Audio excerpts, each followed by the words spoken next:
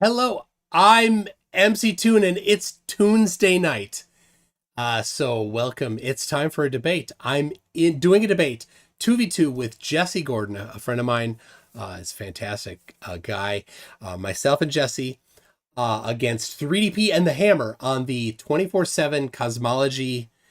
They're talking in my ears. Cosmology 24/7 Cosmology Tartaria Discord server. It's a strange place. The link to it's in the description. If you want to pop in and join on the Discord side, you're welcome. Otherwise, you can join in the live chat here. I will have both of those on screen here in a little bit. I just need to get them ready. Where'd it go? Oh, it's way down there. I'm in the wrong spot. I'll get it. All right. There it is. There is the Discord server. You're welcome to join. You're welcome to stick around here, whatever it is. So I'm going to connect in with them, and we're gonna get going. All right, hello there, 24/7. I'm live. If you're Hey, wondering, everyone. so wow, Tao Software says that Tartaria sauce is delicious. So you've got that going for you. Opening it up with a groaner. I love it. Is Mike Thank you here? for that. Yes, I'm here. Hi, I was Jesse. just doing a mic check. Oh my gosh, that's even worse. Bad jokes. That. He asked for a groaner. I'm sorry. I'll mute. Jason, our moderator, will take it away then. All right. Try that again, Shane? I said, go. Okay, right then. Who's going to go first then? Have you decided? How about the ground rules? You want to lay down like the structure we're doing? Maybe. Okay, all right, okay. Yeah, you'll have to bear with me, guys. It's my first time, right? So, you both get 10 minutes each at the beginning to, make your case. And then after that, about an hour doing some debate and then some free-for-all at the end. Is that correct? You say both get 10 minutes each. That's all four of us, or? So per side, we were thinking. We don't know how you guys want to divide that up, or if someone has a 10-minute presentation by themselves. I don't know. Do you guys both have 10-minute presentations, Gordon and McTew? I have about a 5 minute. Do you have another 5-minute, Gordon? Yeah. Okay. I have one that's going to be about 5 minutes as well. All right. Hammer, do you have your own 5-minute, or are we just going to be fine with that? Oh, I can wing it. Cool. Loving it. So who wants to go first? I mean, I don't mind going first. I can go first. I kind of had I figured it because Shane and I had talked a little bit, and I know Shane's not, but if you have a strong feeling, if you want, you can. But what do you want? Our last thing. So we did take a poll, and it was overwhelmingly for Flat Earth first, but I wanted to overrule it, so it's up to you guys. I'll fall on my sword, McToon. You can all go right. first. All right. All right. Seeing Well, as you had your hand up in the air. yeah. All right. Well, this is I put something together brand new for today, and what I did is it's a measurement of a line of latitude. So if we hypothesize that the Earth is a globe, that means that the equator is the largest line of latitude, and both north and south of the equator, the lines of latitude must get smaller and smaller. It's a necessity on the globe. If they get bigger, then we've got a problem. So there's that. That's the hypothesis. Now I'm presuming one thing here. I'm presuming that Google Maps distance measurements are accurate. Now, when people drive using Google Maps, they tend to get accurate distances. So if you're going to take a long road trip and you want to know how many gallons of gas you're going to have to purchase, you can use Google Maps to do that. And the distance that it calculates is accurate and gives you a correct amount of the fuel that you're going to need. But it's not just people driving on trips. It's thousands or millions of truckers all around the world that use Google Maps to do their navigation. So all this navigation is important because truckers need to know how long it's going to take, and they need to know how much fuel it's going to take. It's hugely important for them. If things are off, then budgets are screwed, and people get very upset. So we know that Google Maps is accurate. That's my presumption. If somebody wants to claim otherwise, I'd be willing to see the evidence for that. But I'm going to go that as a presumption. So I measured using Google Maps across the 39th parallel, 39th line of latitude south. And I'll put that into the chat here. But now I can share, right? You said I can share. Might be better if I do that.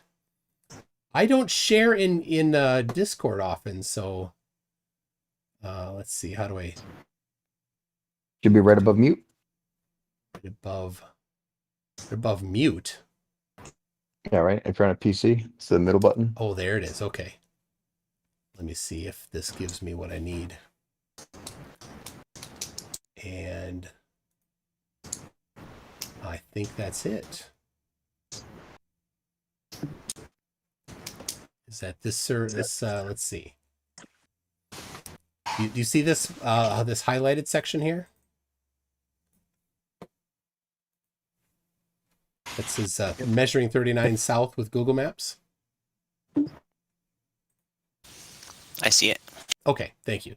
And I need to edit that a little bit on my my live stream. But all right, so I measured using Google Maps, and people in the live chat, on my live chat, I gave you the link. You're gonna have to use that.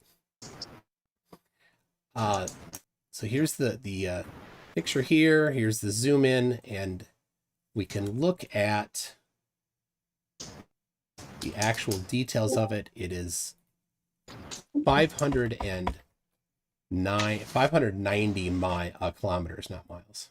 590.5, 950. Sorry, I got that wrong. 950 kilometers across on the 39th parallel, all the way across there. So we use that, and we know from celestial navigation that you can get your coordinates. We know that from celestial navigation you can use the time of the sun to get your line of longitude and your line of latitude. Not as accurate as star measurements, but you can. And it's based on the amount of time, the longitude, the amount of time since it was local solar noon at Greenwich. And we know that it takes 24 hours to go from Greenwich to Greenwich for where the local solar, the GP of the sun is. And it's a consistent time. So we know that. So we know that all the way around the 39th parallel takes 24 hours. And there's a difference across South America there of 11.003954 degrees. That is just over 3% of the entirety of the 360 degrees that the sun does every day. So we do a little bit of math here. To do that, we take 360 divided by the circumference, which is what we're solving for, equals 11 degrees divided by 950 kilometers. We do some manipulation there, just basic algebra there. And that tells us that the circumference of 39 degrees south latitude, according to Google Maps, is 31,000 kilometers. Now, I did not presume the Earth is a globe. I did not presume the radius of the Earth in this measurement. The only thing I presumed is that Google Maps is accurate. And I don't know how they do it. However they do it, it's accurate. Now, we do also know that the circumference of the equator is 60 nautical miles per degree. So 60 nautical miles times 360 degrees. This is on the Gleason map even, but it's something that navigators have used for centuries.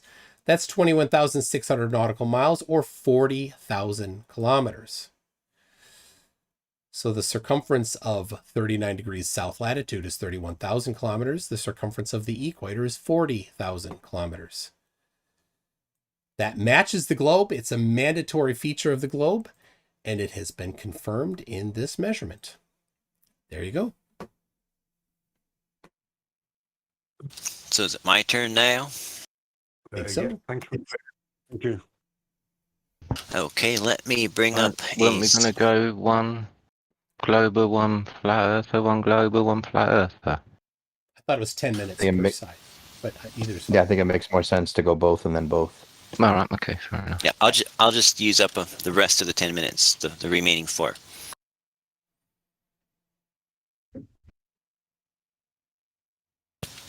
Now, I owe a debt of platitudes to 3DP for this amazing picture I'm about to share.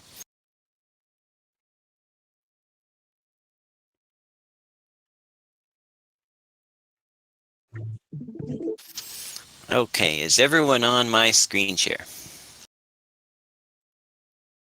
Yep. Yeah. Okay, can you see my cursor and everything? Yes.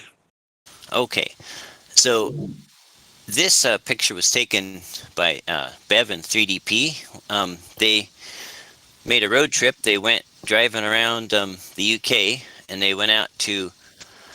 Let me grab a good highlighting color here. Out to Parbold, I think. Parbold. I don't know how you say it in UK-ish, but I guess there's a bottling company out there and a little pub. Everywhere you go in England, there's got to be a little pub or it's not worth going, right? So there was a little pub out there in a little hill, and so they went on this hill that was like about 20 miles away from the Blackpool Tower, the wonderful, lovely Blackpool Tower that we all love. And they set up Bev's theodolite, or his auto level, which at that time was still within calibration, which is really sweet, because who would want to use an old uncalibrated instrument from eBay, right? This was the real deal. And so this is very interesting because this horizontal line represents eye level. This is the elevation of the observer. About 395 feet, 120 meters for people who are disposed that way. Interestingly, this location here on the tower is also 390 feet. So this distance difference you see here, is my yellow showing up okay? It's okay. Yes, Jesse, it's Oh, going good, up good. fine. Good, good. That is the missing height due to Earth curve, because someone gets yellow ink all over here. This line and this line should be the same height because they are. Oh yeah, they're the same height. Now, I was given this picture, but I was not given the location, just because I wasn't too sure who to ask, and so I triangulated it on Google Earth. So let me bring up Google Earth. Don't worry, I only got 50 seconds left. On you go. Finish your presentation. Yeah.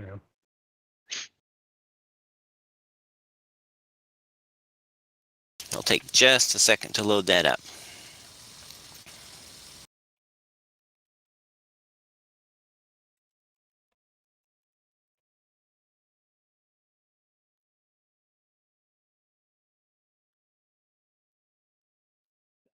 I'm muted on there, but Can you all see my Google Earth?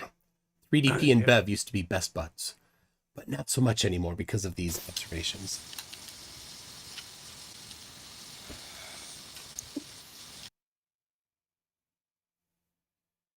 Well, I'm out of time, so basically I was able to retrace the angles and everything from the features in Blackpool, and they all pinpointed on a hill in Parbold, and then 3DP confirmed that they were right here. And then there's a little pub right down here. I am finished. Thanks, Jesse. Oh, Right, 3DP won't so like that. do you want to go first, Hammer, or me? Please, after you, sir. Right, okay then. I too will share my screen. Take notes. Which one? 3DP is kind of talks like he's an Oakley guy, where he's like presuppose and reification, all that stuff. So if you noticed, my presentation was kind of geared around that. But now, if they're going to reject Google Maps distances that I use, they're not going to be able to use Google Maps distances for anything. They're going to be a little trouble there. Right. Oh, hang on. That's the wrong one. Bear with me a second. Was he changing it? They always share their whole screen. They never share a window. I don't know why. Like, just pick a window. No, it's this whole screen. You can't Right. just... Okay. This is a screenshot of a message sent between Shane. Well, it was actually a copy of a message that I sent to Shane, and he forwarded to McToon. This is supposed to be his evidence for flat Earth. Now, so far, his claim so far is that the Earth is an oblate spheroid, and this is all he's shown. All he's done is reified a belief system that he can't actually show evidence. Opener, the same as Jesse's done. All they've done Rather is than use show Google evidence Earth to reify that he has to talk Earth about is an something oblate that I wasn't spheroid, which talking is their about belief. during the debate. His only claim here is that water curves. Now, we all know that water does not curve. Oh, we know and it. Will you show the measurements? No, he won't. I'm muted. By the way, they don't hear me talking. Right, we all know that a spirit level creates a horizontal plane of reference, and at one point here on we the have a globe, water level they're going to misquote me, that also establishes a horizontal plane of reference. Now, I'd like to ask McToon how that water level establishes that plane of reference, and we all know that planes are extendable. They never provide evidence. I love indefinitely. That was nice. Who was that? Let me guess. Ruhith? I think somebody burped. Hot mic skeptic. All right. David Brock. Oh yeah, when you teach, you share your whole screen. Yeah. Here we have But this is a message from McToon saying a water level does establish a horizontal line, he says. Yeah, at a point. A horizontal line, as well point. as a plane, is extendable indefinitely in any direction. And McToon is claiming that the line is a point. Show it establishes now, a horizontal we all line. know that a horizontal point is non-existent, and that the horizontal line is what is established. Sorry, the horizontal plane is what is established. There it is. The line must sit within the plane. Now, yes, a level only gives you. I'd like to ask McToon. 2-point bubble level only gives you a line because you need 3 for a plane. Can you see my screen at the moment? What have you got? He's got an old Chris Zelinsky quote he dug up. Same thing Nice. as the. Yeah. Good for him. Oh, sorry, Jason. I'm having a bit of. Oh, there we go. That one. He wanted me to pay him to buy him a coffee. Toon, McToon, however you pronounce it, with Mr. Sensible, having a little discussion. So. Water level does establish a horizontal. Well, I'm not arguing the horizontal plane defined by the water level. I'm perfectly fine with that. For 1 point. On the surface of a So did we hear that? Oh, did. On the surface No, we didn't of hear a it. sphere. I'm not arguing. Fine with that. For 1 point. What is it he says? By the water level. I'm perfectly fine with that. I'm not arguing the horizontal plane. The horizontal plane defined. I'm not arguing the horizontal plane defined by the water level. by the water level. I'm perfectly fine with that. For 1 point. And then he contradicts For himself 1 there point. and says for 1 point. Oh, he doesn't Now understand you can't tangent. have a plane that is a point. It's So tangent I at would a like point. Mitchune to clarify what he's thinking here. Like I say, as none far of these as I flirt. can They see, never understand the pair geometry. of them have just presented Google Earth They just never understand measurements geometry. to reify their Google Earth belief. And reify. He had to use reify. it doesn't really work. If you present a model to reify your belief, then all you're doing is reifying your belief. Of course, the Presented a measurements are measurement. going to work on Google Earth. It's constructed that way so that those measurements will work. Oh, but are they wrong? Or are they right? Oh, poor guy. Now, the claim, as I said, from this is his evidence that the Earth McToon, is flat. sorry, is that water curves. This is his evidence. Now, I'm just going to change screens again. Bear with me. He wanted me to buy him a coffee time, so that he brought his A game. I said, "Now you bring the game that you choose to bring. Right. I always bring Sorry, my A game." Just a quick last one then. This is a model that was done for me by Armour. This shows the curve. But of you the can't Earth use over models; 1 they're mile. reification. This horizontal plane. Yeah, that's your own. That's your own requirement. Plane that would be tangent. So McToon is claiming that the water follows this curve, and not this horizontal plane. So basically, I would like him to provide some measurements for that drop of the water from the horizontal plane, if that is what he believes. So rather than show evidence, he chooses to demand that I do something for him. He has no evidence. That's why he does that. Nice job, 3DP. Do I have? So how long did he take there? 7 minutes. 7 minutes, 7 or 8 minutes, yeah.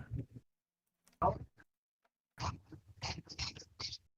right. So essentially, to start off, I agree with 3DP and kind of the sentiment that he was putting out there. Anything that they're going to give you as far as evidence for what they're trying to claim is going to be either in mathematics calculation or based on somebody else giving them the information. There is no valid test that you can do yourself to verify the things that they tell us, right?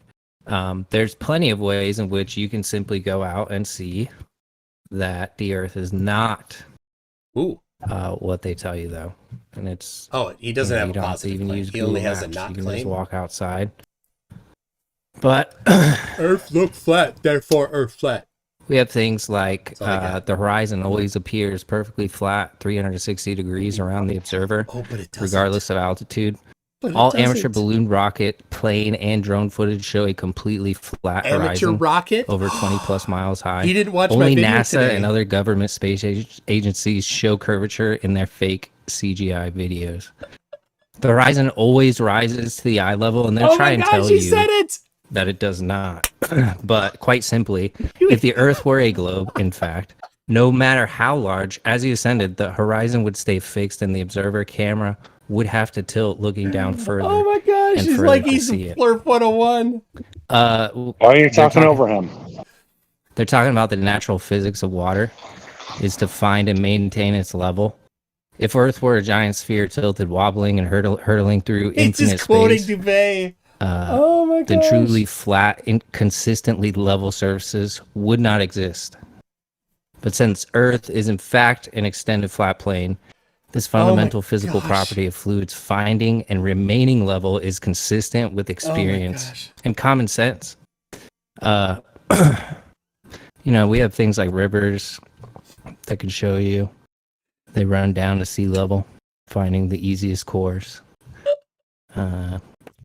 Surveyors and engineers and architects are never required to factor the supposed curvature of the Earth into their projects. Canals, railways, bridges, and tunnels are always cut and laid horizontally, often over hundreds of miles without any allowance for curvature.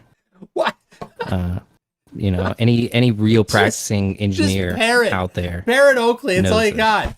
Oh my Suez gosh. Canal connecting the Mediterranean with the Red Sea is 100 miles long without any locks, making the water an uninterrupted continuation they never of know the two difference seas. between elevation When and constructed, curve. the Earth's supposed curvature was not taken into account. Ugh. It was dug along a horizontal datum line 26 feet below sea level, passing through several lakes. That datum is an from ellipsoid, one sea to the other, with the datum line and water surface running perfectly parallel over the 100 miles. How am I doing on time?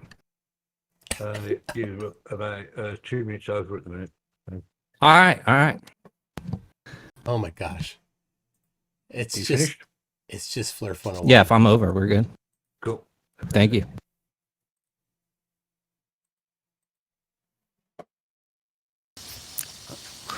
Who goes next?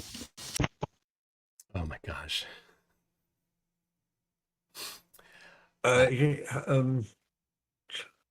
Who's next? No, I'll address one of. So, you both had your 10 minutes now, haven't you? Jason guy. Yeah. Cool. Gotta turn him up. Okay, then, so his volume is I'll leave so it for you guys then. Whoever wants to start. But I'd just like to point out with McToon's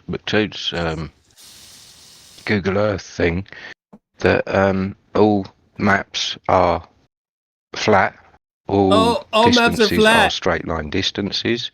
However, Google Earth plays with those straight line distances. All pictures of my dog are just flat. a calculation. The distances across the oceans cannot be measured, so therefore any lacking in the calculations across the land surfaces can be measured or made up for. Sorry, not measured across the water, can be measured, made up for across the water. They can. All the land surface are horizontal planar measurements, elevation rise and fall, and distance measurements are horizontal straight line measurements. You cannot curve those measurements. Just because you're relying on a calculation to reify your ball doesn't make it so. Hey, could you show the measurements supporting and the evidence supporting your claim there about the distances across water, please? What, they can't be measured? How can you show me some? How can I show you some? Go ahead. How can I show you support that with some evidence instead? How can I show you that the distances can't be measured? How can you support your claim with evidence? I don't know. It's up to you. Support your claim with evidence. Go ahead. Chop, chop. Toon, you want me to show you something that can't Well, be hold on, measured? DP. Hold on. Because I'm getting a word in the chat. Is it true that you muted us on your channel when we were speaking? No. Okay. I muted myself so that you didn't hear me. So muted myself to Discord. So, all right. So you've made a positive claim, and now you have the burden of proof. Can you support that, please? You want me to demonstrate to you that the distances over water can't be measured. Why do you think they calculate them? Go ahead. Why do you think they calculate them, McToon? Just go ahead.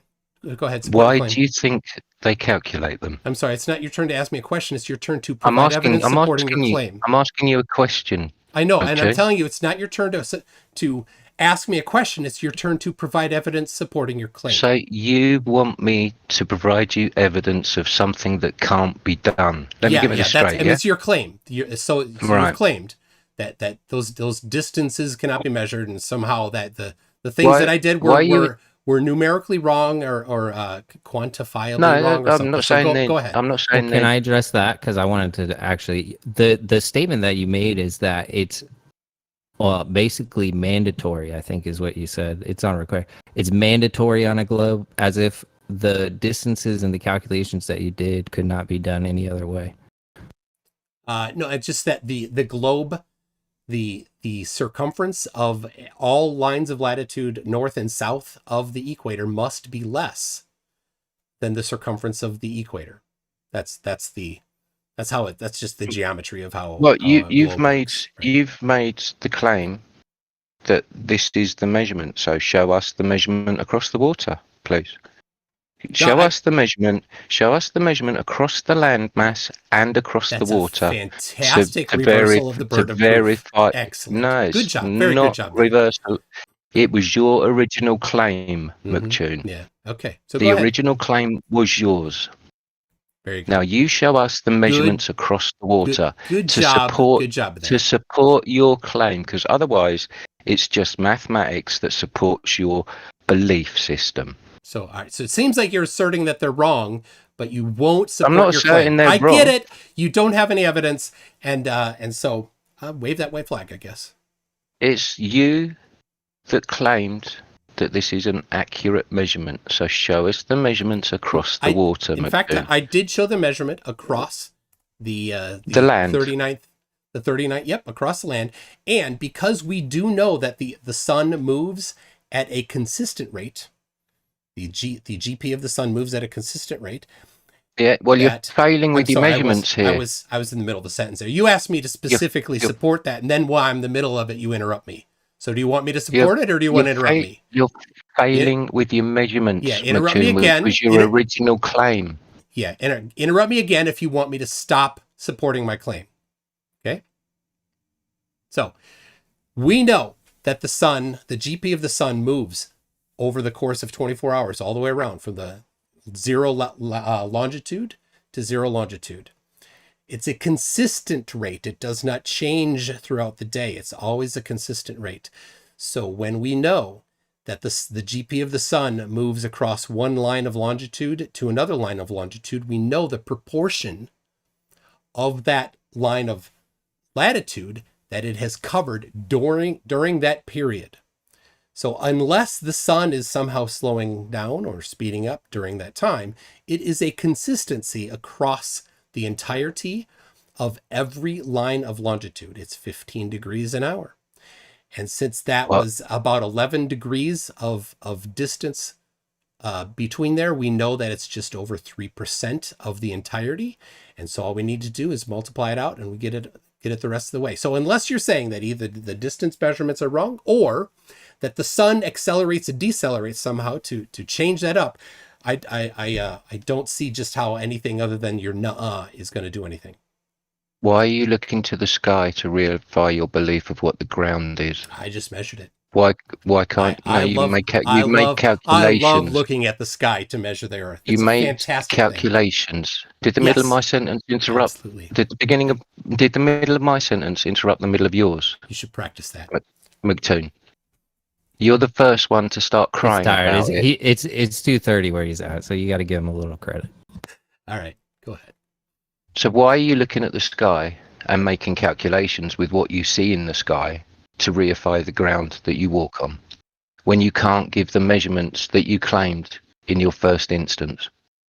Quoting things that weren't during this debate, not things that I claimed during this debate. So I stand only on the claims I've made during this debate. Yeah, you claimed the circumference at that latitude and you measured the distance across the ground. So therefore the measurements across the water are what you claim. Absolutely, but you haven't supported that claim with measurements across the water. That's what I'm asking you for. Yeah, and I've already explained it. With looking to the sky and reification maths. No, there's no reification. I never claimed to live on the model. Sorry, Hammer, did you want something? Isn't there an issue there if you can't stand behind stuff that you said in the past regarding this? Like, shouldn't it be consistent? Sure. If you would have changed the topic, then we can wrap this up and change the topic to something else. Who's changing the topic? We're simply asking you. Yeah, you brought up things that I did not bring up during this debate.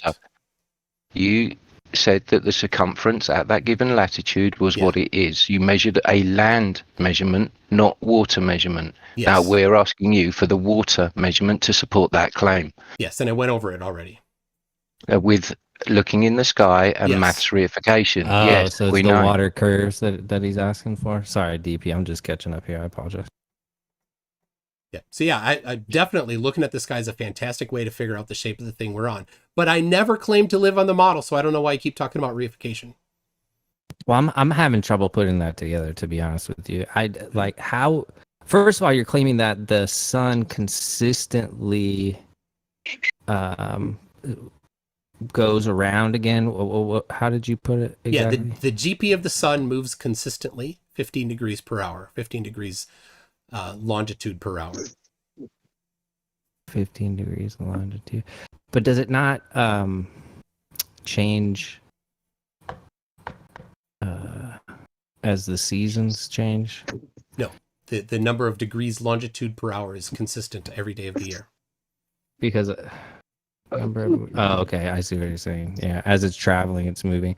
But still, I don't understand how you're correlating the movement of the sun to the shape of the ground beneath your feet. Can you put that one together for me? Yeah, so one of the ways that you can get your longitude on the Earth is how long you look at your local solar noon. That's when the sun is at its highest point for you. And you compare that to local solar noon at Greenwich, England, which is 0 longitude. So if it happened to happen 6 hours after it happened in Greenwich, then you know that you are 90 degrees shifted from Greenwich. Since the GP of the sun moves at a consistent rate, that's how it has to happen. Unless maybe somebody shows that the sun doesn't move at a consistent rate. So again, you're using longitude and latitude lines, which are a man-made construct around your ball. Yeah, around your ball to reify your ball. No, I didn't claim we lived on the model. Yeah, no, you it's just claim a measurement. we live on a. You claim we live. You claim we live on an oblate spheroid with longitude and latitude lines. Absolutely, yes, and then I provided the measurements for it. Do you need to talk through me all the time, McToon? Well, I'm just affirming you. Yeah, go ahead. Can you not just be quiet while I'm talking? Is this not possible for you? Can you give me a confirmation that it is possible for you? I didn't want to talk. Thank you. So you are reifying your oblate spheroid, which is a man-made construct, with longitude and latitude lines, which are a man-made construct to reify that oblate. So people, so you know, some troll got in there and started putting out some stuff. I don't know. There was some awful things there. So I muted them. I muted myself. Oh, they did it again. So they have some people that they're going to have to deal with there.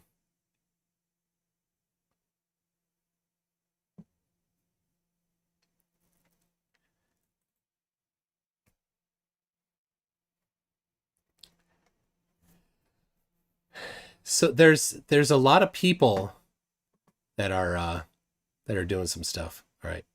Longitude and latitude lines that reified their model. How amazing. Get on with it. Come on. Chop. All right. Must have been hitting a nerve there. Go ahead.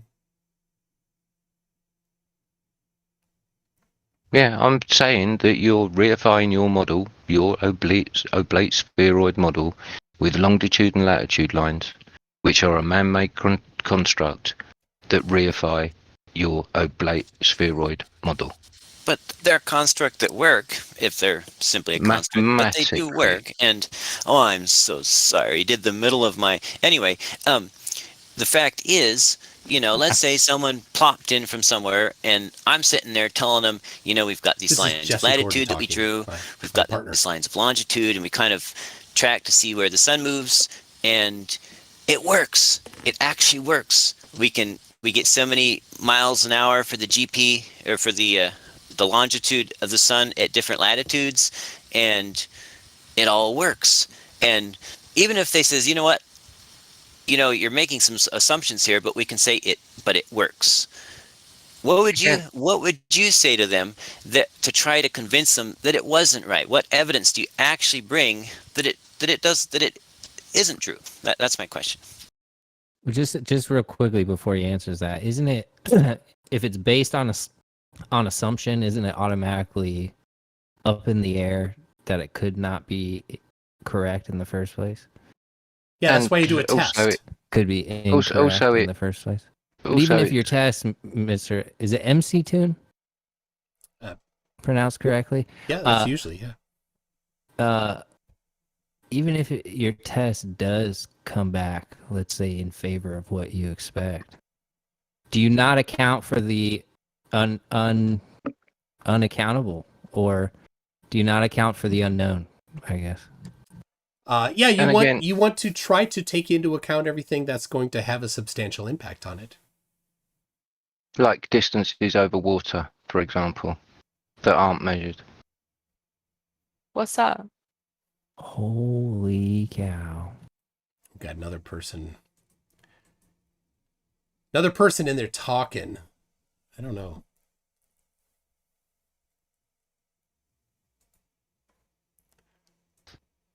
All right. Because the trolls aren't from our side. So do you think that the movement of the GP of the sun is a man-made construct? What's that got to do with it? We're talking about the Earth, not the sun.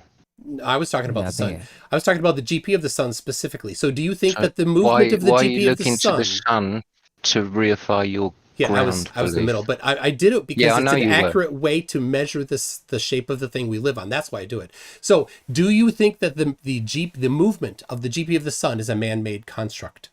How is that before we answer... Deflect to wave away. How is that a measurement? No, before we answer that, you're saying, and I think DP is asking the same question here, because your claim here is that it's a good way to measure the shape of the thing that we're on, and we're not really on board with that. Well, I don't care if you're not on board, right? Denialism doesn't provide any evidence. It's not denialism. Maybe we're ignorant of the facts, sir. But I agree. You could provide. You could expound upon what you're saying. Yeah. For the audience and everybody. I did, but you didn't like it. Obviously, it didn't connect. No, it's not that we didn't like it. Yeah, and 3DP just said I reified. He said I reified a bunch of stuff when I never claimed to live on the model, so I'm not reifying. So clearly he did not quite understand it, but I get that. It's a common theme. Okay, McJune. I mean, again, hold on, DB. Aren't you the one that just said you don't want to bring in stuff from past debates, but then you're kind of like bringing in stuff from past debates by saying that, aren't you? That's true, yeah. So apologies for that. Please try to understand, I guess. We're all human. So all I'm trying to comprehend here, because you're making this claim about the tracking of the sun is a good way to measure what we're on. I'm more than willing to admit that I'm ignorant of this, right? I don't comprehend it. I don't know. I don't understand how you make this claim, right? And all I'm asking for is a little clarification. Obviously, I think my partner here in crime, Mr. DP, is on board. Maybe I'm. I don't know. You follow me there? Yeah, I'm with you. All right. Well, I guess that's if you want. I've explained it, and maybe we want to move on to a different. Different thing. We'd like you to explain how it's a measurement. I did already. I mean, I could say it again, but it's not going to be any different. You explained a calculation, not a measurement. Oh, you don't know that. So how is it an actual physical measurement? Okay, well let me cover this a little bit. There seems to be that's a common thing. So every measurement, except for just a very few, every measurement is based on a calculation. If you have a tape measure and there's a 1 meter mark on it, in order to put the 2 meter mark on it, you need to do some calculations. In order to put the 1 meter and 1 centimeter mark on it, you need to do some calculations. No, you don't. You just make further measurements. Sorry, that's not how it works, actually. So further measurements would be... You just make further measurements. Yeah, further measurements. It's that's just a calculation. A further measurement. No, it's not. It's a further measurement. It's not a calculation. Right. So if you are more than 1 meter tall and you only have a 1 meter stick, how are you going to measure how tall you are without calculations? I wouldn't use a stick to measure myself.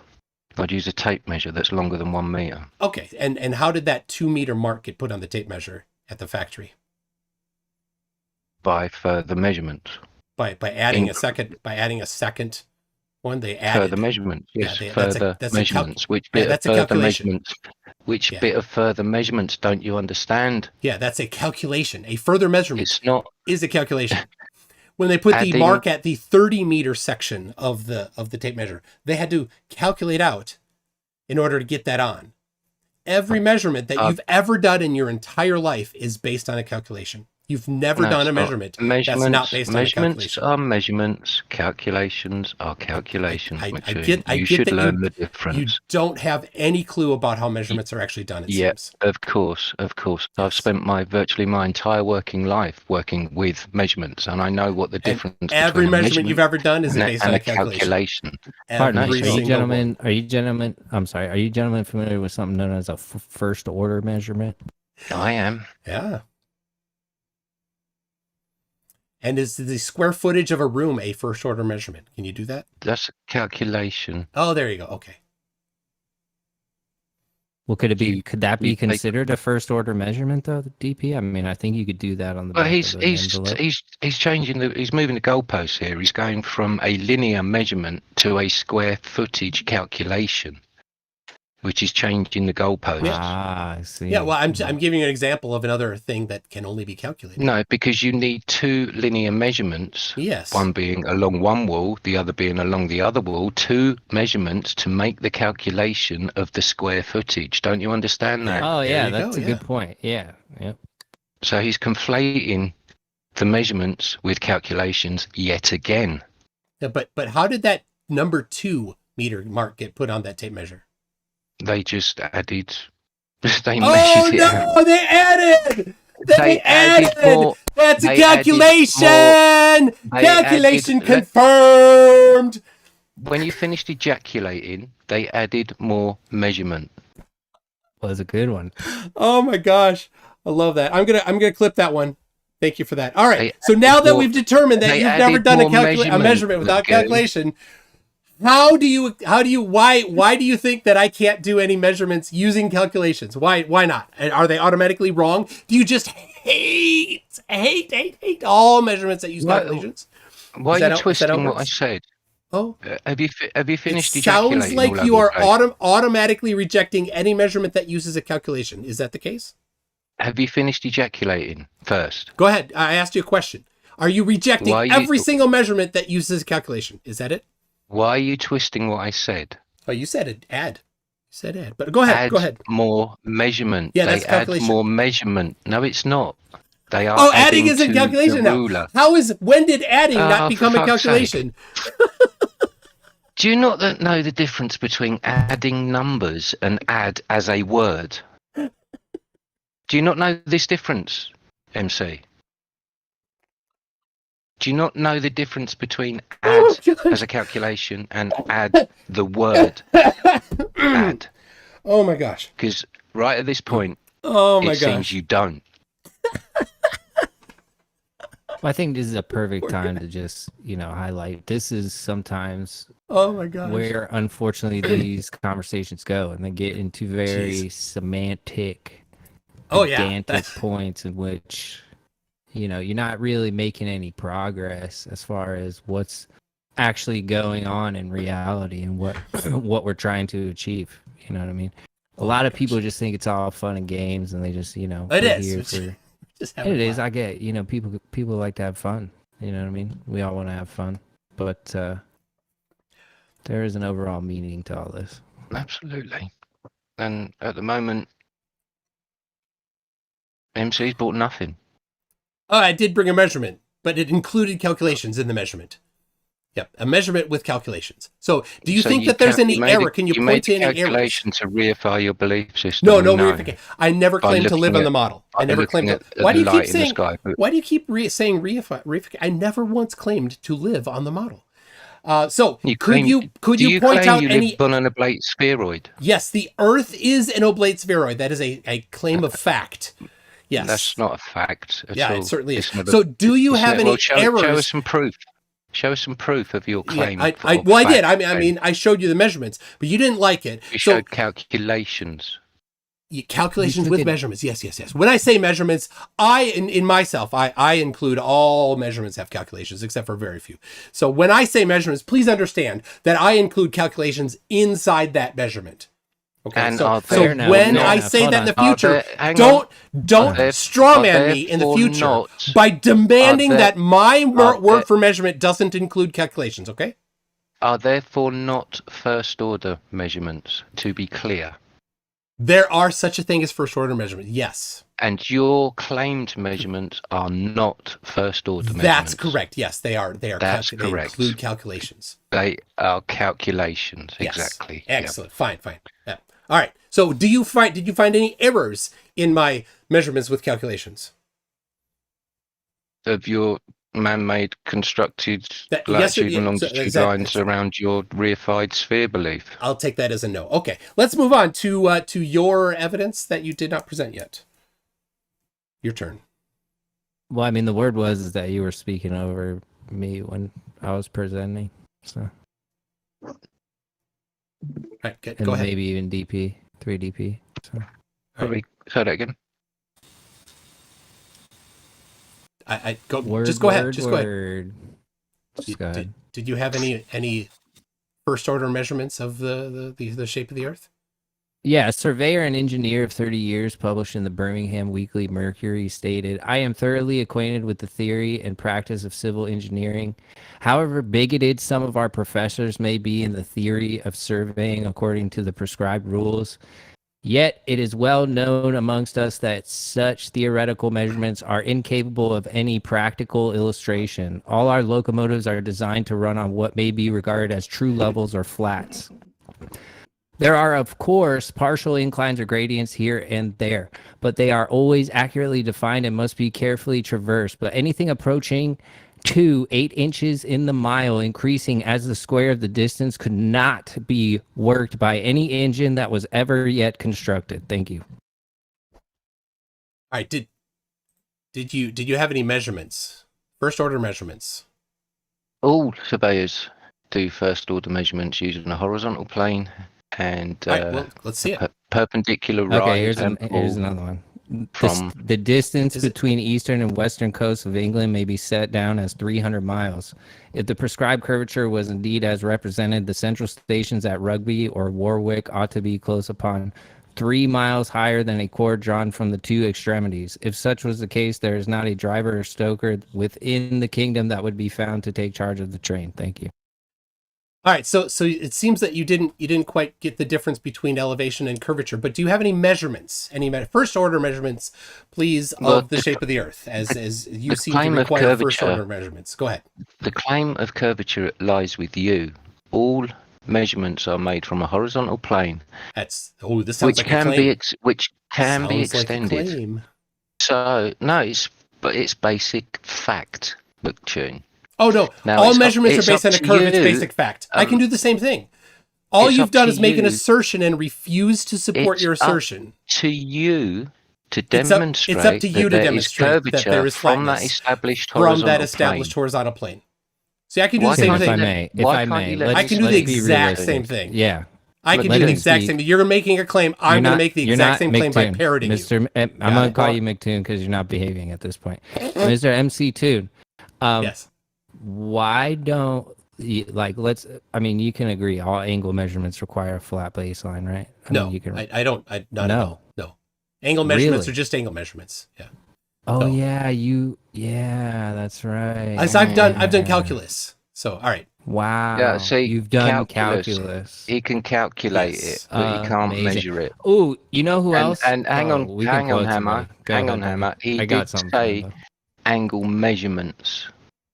So you dispute that angle measurements need a flat baseline. So you make a measurement between points. That's an angle. That's it. So yeah, you need a flat baseline. No, not at all. An angle is the inclination between two straight lines. Yeah, but it doesn't. You don't have any particular necessity of the nearby surface of anything to be straight. You only need the line between the observer and the point, and the observer and the other point. So it doesn't tell you anything about the shape of the things nearby. It doesn't tell you anything about the shape of what you're standing on either. Oh, but you can use that to do things, yes. But it requires calculations. That's what So- surveyors do. So why can't you measure your claimed curvature from a horizontal baseline? Oh, you can. Yeah, certainly. And Jesse Go on did then. show that. Jesse showed that. No, measure. Sure. Measure. Jesse, you want to bring that back up? I think they missed it. It is up. It's on my screen right now. Oh, excellent. I'll show it. There you go. All right, so here is the measurement. Go ahead. And this doesn't even require any math because the tower is 500 feet tall, the observer is 395 feet high, and the 500-foot tower is below the eye level, the horizontal plane established by this auto level. So we don't even have to use calculus nor trig. There's clear evidence of curvature. But if we do count the pixels and look at the stadia marks, because these things, I guess you call them the stadia lines or something, those are spaced apart so that the height of something Jesse knows what these things are. will appear 1/100th of its distance. So basically, something that was 1 foot high and 100 feet away would fill this height up exactly. That's what those are for. So if you know the height of your target, you can actually tell how tall it is. So we can actually count the pixels in here and get a reasonable measurement of the height of the tower and the drop, or the drop of the curve of the Earth as well. And it matches the globe model pretty close. Right. So you're saying you did a great job, 3DP. You're saying that there is curvature there, right? And all there is two straight lines. An angle is two straight lines. How did you get curvature? I got drop. So you got a slope. Because the best you got is a slope. No, I got 2 points, which I don't know if could he's match a intentionally slope, stupid or or it really could also stupid. match a curvature. And How did you ascertain that it is the claimed curvature that you claim it is, and not a slope? Aha! I am so glad you asked. Let me share a different window.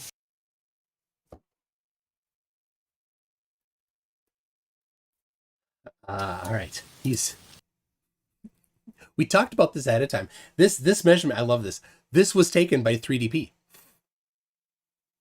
And that's why him and Bev, before they're falling out. Just a second here. That's why it's almost there. Jesse chose it. Oh, that's why he chose it. All right. All right. Do you see this here chart? Yep. So what I did is I measured the drop, the missing height from a bunch of targets from all over to all over. And I also put in Jay Tolan's reading, one even from Jesse Kozlowski, and I put in your amazing auto level shot there, 3DP. That's this one right here. That's your little dot right there. And so by collecting this data from all of these measurements, I can see that it forms a curve. And that, my friend, is how I know it's not a slope.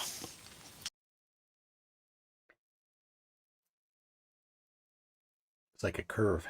Do you see that? Does that look like a slope to you? What are these other points, Jesse? What's that?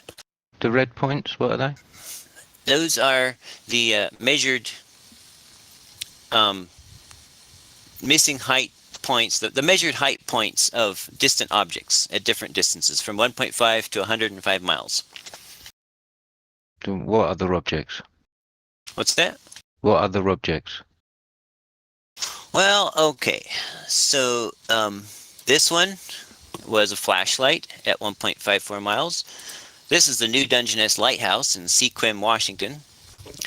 This is a flashlight at 3.14 miles.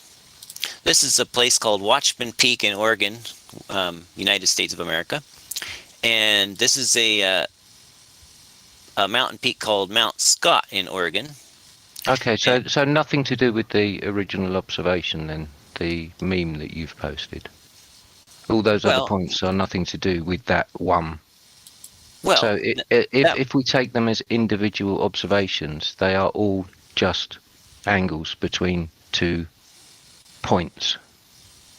Right, but how does he think together that you they might form measure a curve? You see, a curve? and yours, you've your put them all amazing together reading on. fits into there very nicely. You've put them all together on one graph when they're individual graph. observations, each with a slope.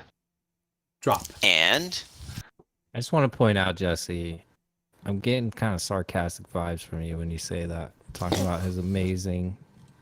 I mean, you've reiterated that a few times now. well, I was equally appalled when you were reciting Dubé's observably false claims. So let's just call it even, and I'll try to tone down my my sarcasm on his measurement. To the mind of a flurf, I saw a claim is proof. I mean, we can talk about some real claims if you want. No, they won't.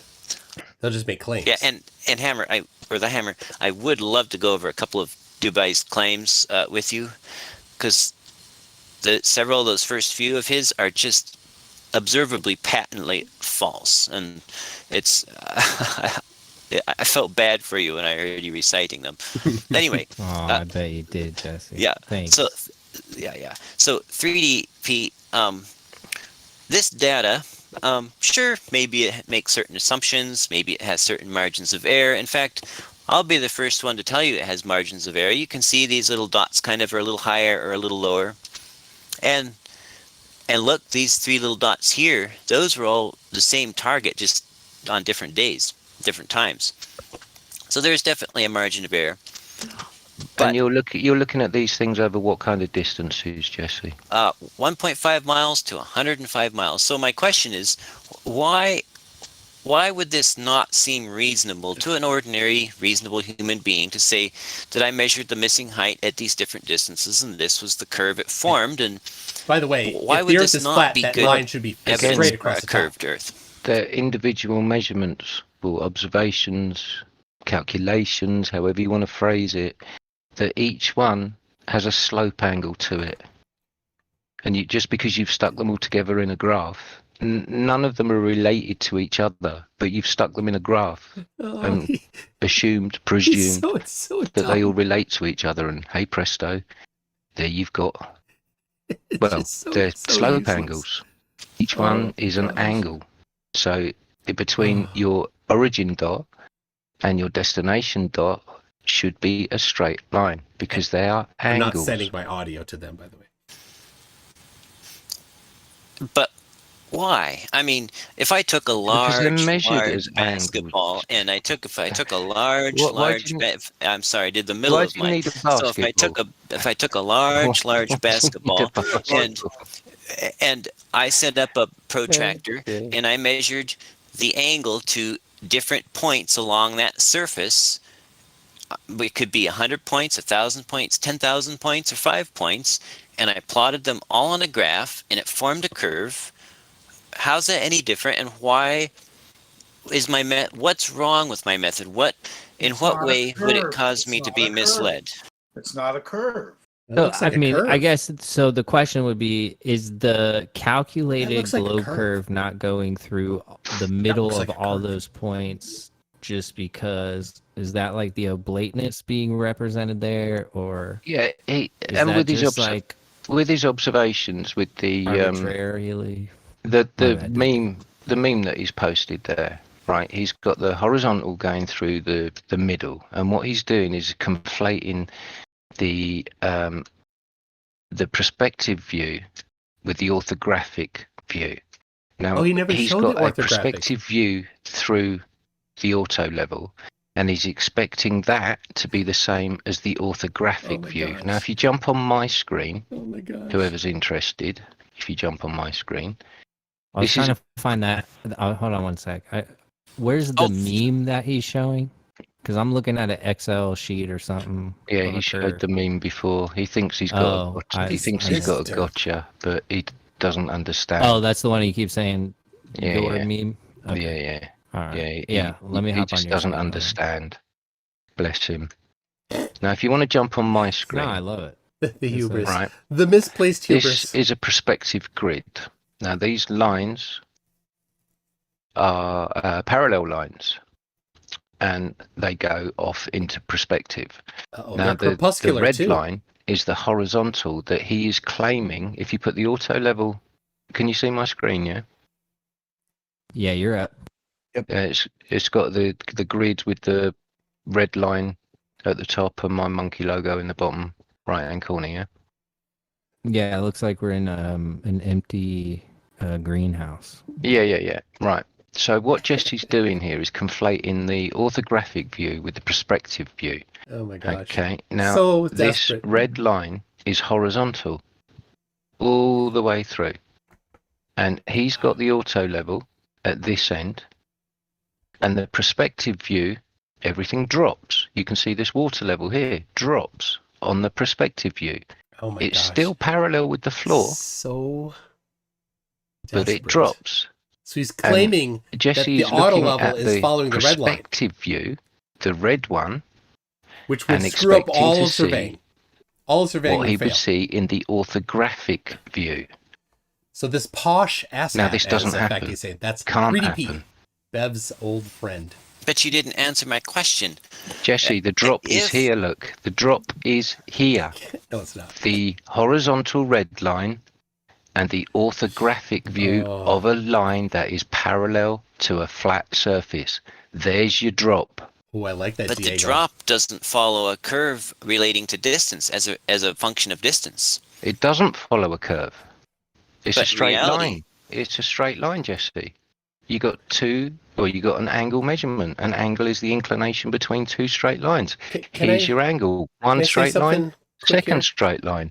And your angle is taken at the vertex at this end where your optics are for the auto level. Hey, Go for it, Mike. 3DP, I'm looking at these lines here on the screen, and those lines are not actually parallel, and you're saying they're parallel. That's reification.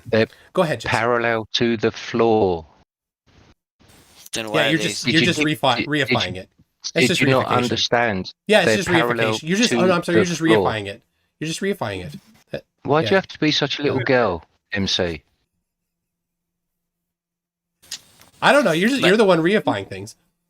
I'm giving you a practical demonstration of the difference between orthographic and perspective view. If you want to be a little girl and claim that I'm reifying something when I'm showing you a perspective grid on the screen certainly with a horizontal line and the drop from that horizontal line to a line that is parallel with the floor, go ahead, McToon. Be a little girl. Cry some more.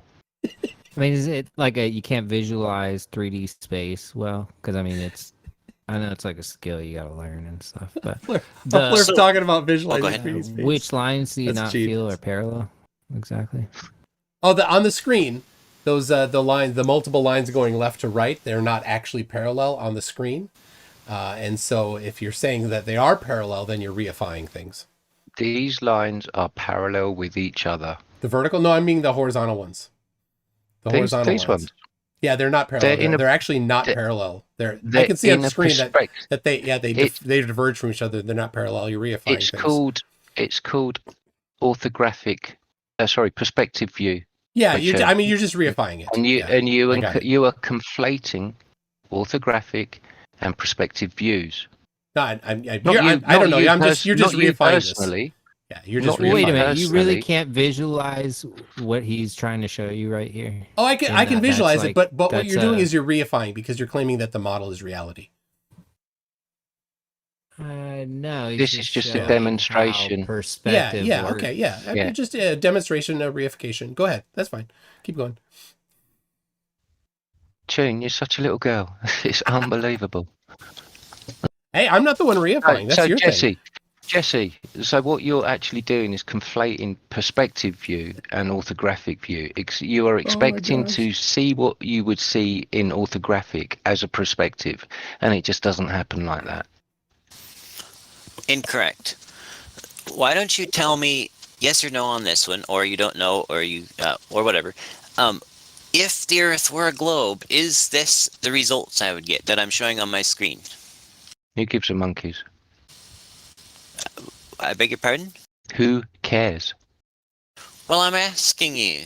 You've got angles What an between absolute two loser. straight lines, and you're reifying a curve. He's running. Should we just tell him yes, it's a possibility, but it's it's not. It's not. I mean, it's not definite. No definite. You just got an Excel sheet with some possibilities there. Well, we can. Yeah. All of these, obviously, you have to trust me for all of these measurements, except number 47 here, because you took it yourself. But just for the sake of discussion, let's say I excuse me. Did these I'll measurements. just correct you there. And these are. Just correct you there, Jesse. There was no measurement taken. All that was taken was a photograph. There was no measurement. You totally took the bait there. You heard him laugh at you.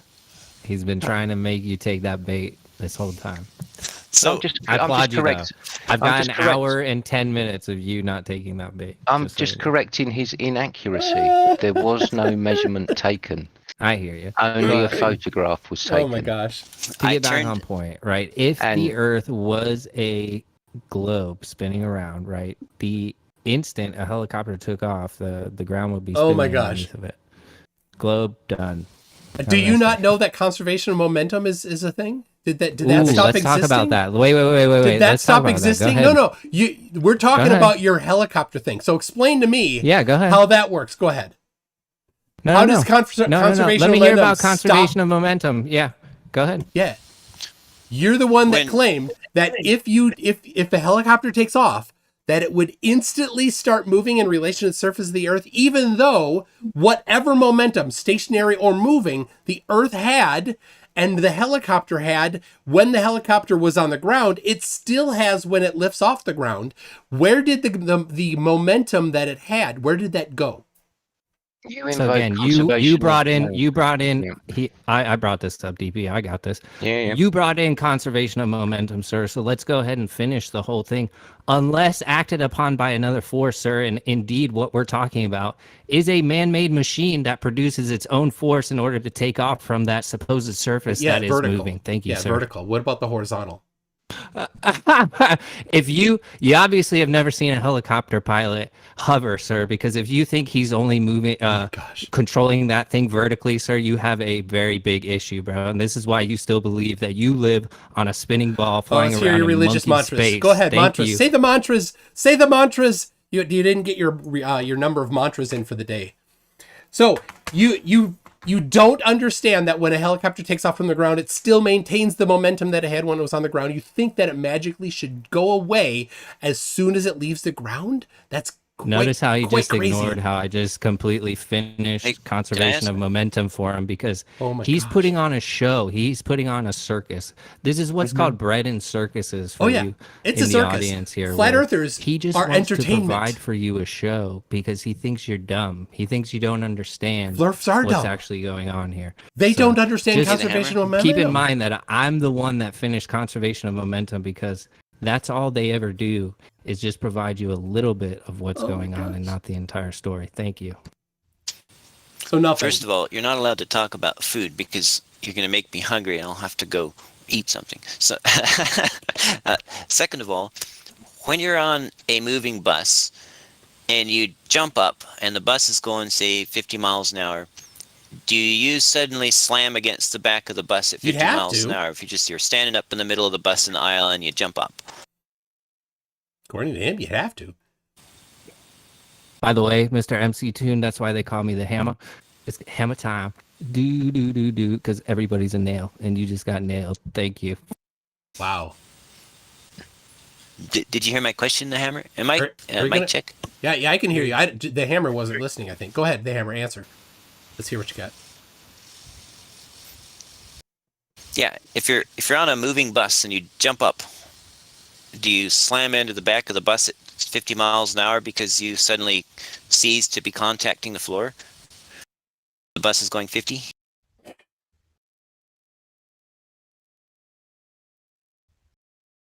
Clearly, he's running away from that. All right, tell you what. I didn't even. I've got it recorded, but I was just laughing. I was doing. Right. I did like a Neil deGrasse Tyson mic drop. I had to put my earphones down and kind of, do a little moonwalk and stuff. You know what I mean? I was just celebrating. All right, Jesse, we have kind of monopolized the time by presenting evidence of the shape of the Earth. Maybe we should allow them to present evidence of the shape of the Earth. So go ahead. Present your measurements of the shape of the Earth. Of course, they'll all be first order measurements. Well, there you go, McToon, and that's again another straw man that's put upon the flat Earth community. In that the flat Earth community was brought upon by questioning the current paradigm that is given to us, false paradigm. And we make no claims about reality. We're more than willing to go about and do some scientific endeavors as soon as we figure out who the heck's been lying to us this whole time. And, it'd be nice to get everybody else on board with the actual reality that's around us, this beautiful Earth. Flat, level, stationary plane. You've made the assertion that the Earth is flat, and so then you have made a claim. And so just show the measurements supporting your positive claim of flatness. All survey measurements are made from a horizontal baseline with a perpendicular rise or decline in elevation. Well, just show the measurements. Don't just make more claims. Show the actual measurements. From one datum in the UK, it's in the southeast corner, and that datum is applied across the UK in the horizontal plane. All right, well, go ahead. Show the measurements. Go ahead. All survey data supports. Go ahead. Bring it up. Let's see it. I say all survey data supports a globe Earth. Yeah, I mean, you've just made claims. Good for you. I can say the same thing. I can parrot first order measurements. We were going back to first order measurements. 3DP, I can parrot every single thing you said and replace globe with flat, and everything I said would be just as valid as what you said. So you've not yet shown any measurements, so please go ahead, show the measurements. Do you have any first order measurements confirming your turn. the curvature of the surface of your We already showed the measurements, but go ahead. It's your chance to show evidence You've shown supporting a calculation. And the measurement part of your claim was actually straight line distances using survey data. Like I said, we have monopolized the time by presenting our side. It's your turn. Go ahead and show your evidence supporting your claim. You haven't supported your claims in any way. So you have said, and that is, of course, the nature of a debate. That it is the nature of a debate that you're not going to agree with us. That's fine. And so now we have done our work. We have done our presentations. And so now it's your turn to do your presentation. You both claim that the Earth is flat. That's a positive claim. So go ahead and show your first order measurements of flatness. Instead of just claims, actually show the measurements. Go ahead. You haven't given any first order measurements of curveness. So you have said, but that's the nature of a debate. You don't agree with me. I get it. Your turn to show first order measurements of your claim. Still waiting for Is the nature of a debate for your opponent to decide how you present your debate? Is that the nature of a debate? The nature of a debate is to make a positive claim and then support your claim with evidence.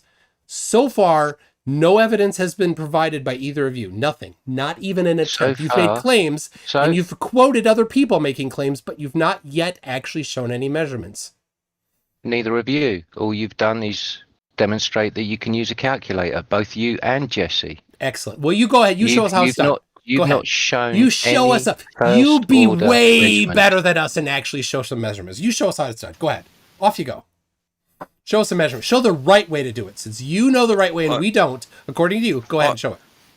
Hop along. Or if you don't have any measurements to show, then you can just say you don't have any measurements too. There's always that option. Yeah, go ahead. This is descending really quickly, DP, and I think it's because he's a little bit hurt about I didn't actually address what he had to say in his response to the helicopter thing.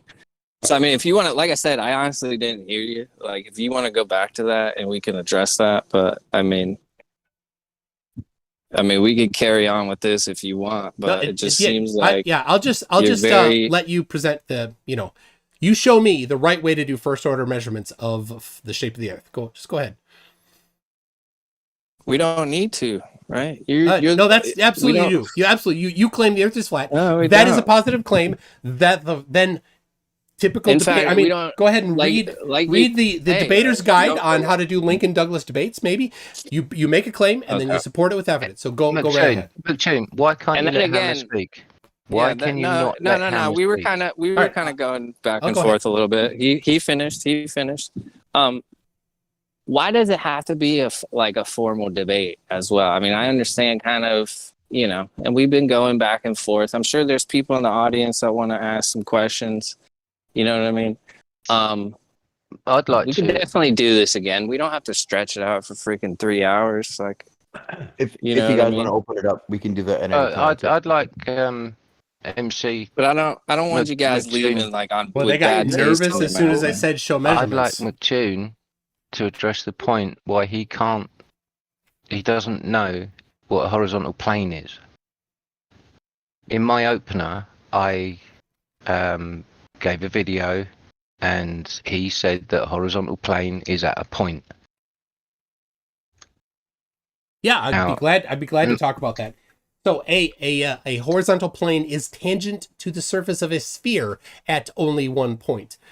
A horizontal line or a straight line is tangent to the surface of a circle at just a single point. That's Euclid's Book 3, Proposition 18, and then extended to 3 dimensions. You can do the same thing for a sphere or so you're assuming a circle. I wasn't done. You're assuming the circle. All right. Well, going back to go ahead. The surveyors. Going back to the surveying, there is on my screen, it's the Panama Canal, I believe. Survey data for the Panama Canal. As you can see, it's an elevation profile with a horizontal baseline and vertical rises and falls perpendicular to that horizontal baseline. Okay, now, and this is survey data. It gives you a scale here and gives you a distance.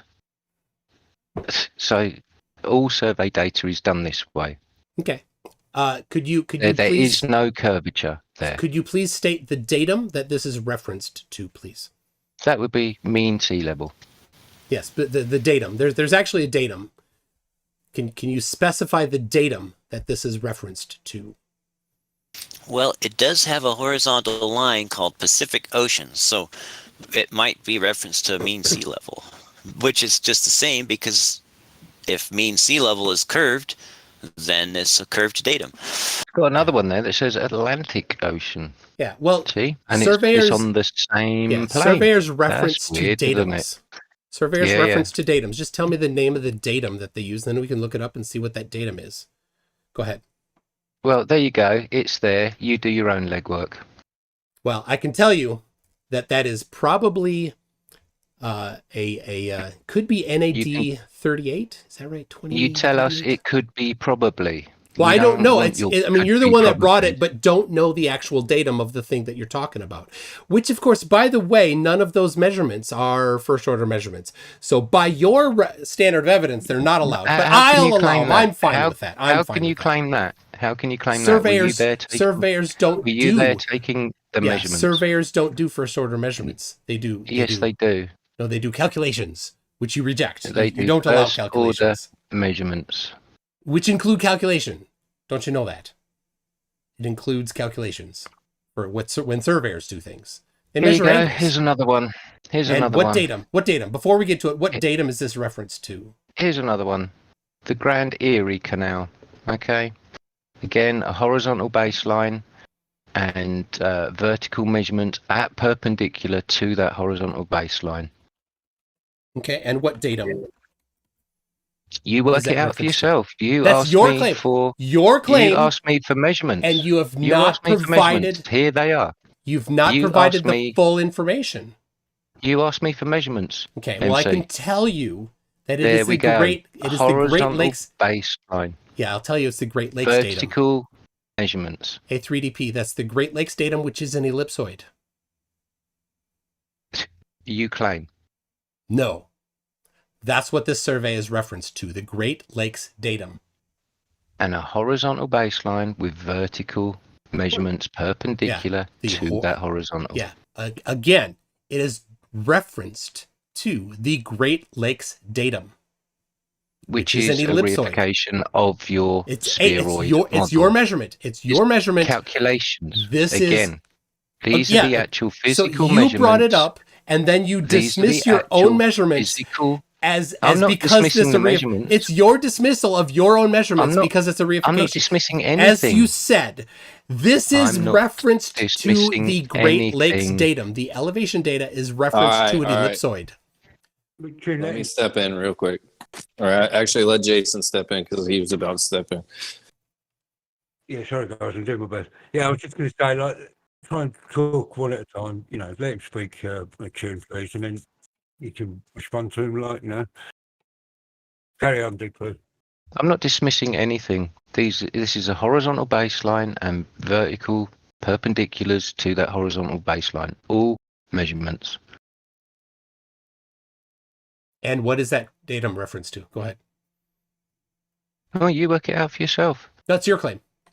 Why do I need to support your claim? Why do I have to be the one that provides details for your claim? Why is that? That seems silly. You asked me for measurements. Here's the measurements. Yes, and it's referenced to an ellipsoid. Your claim.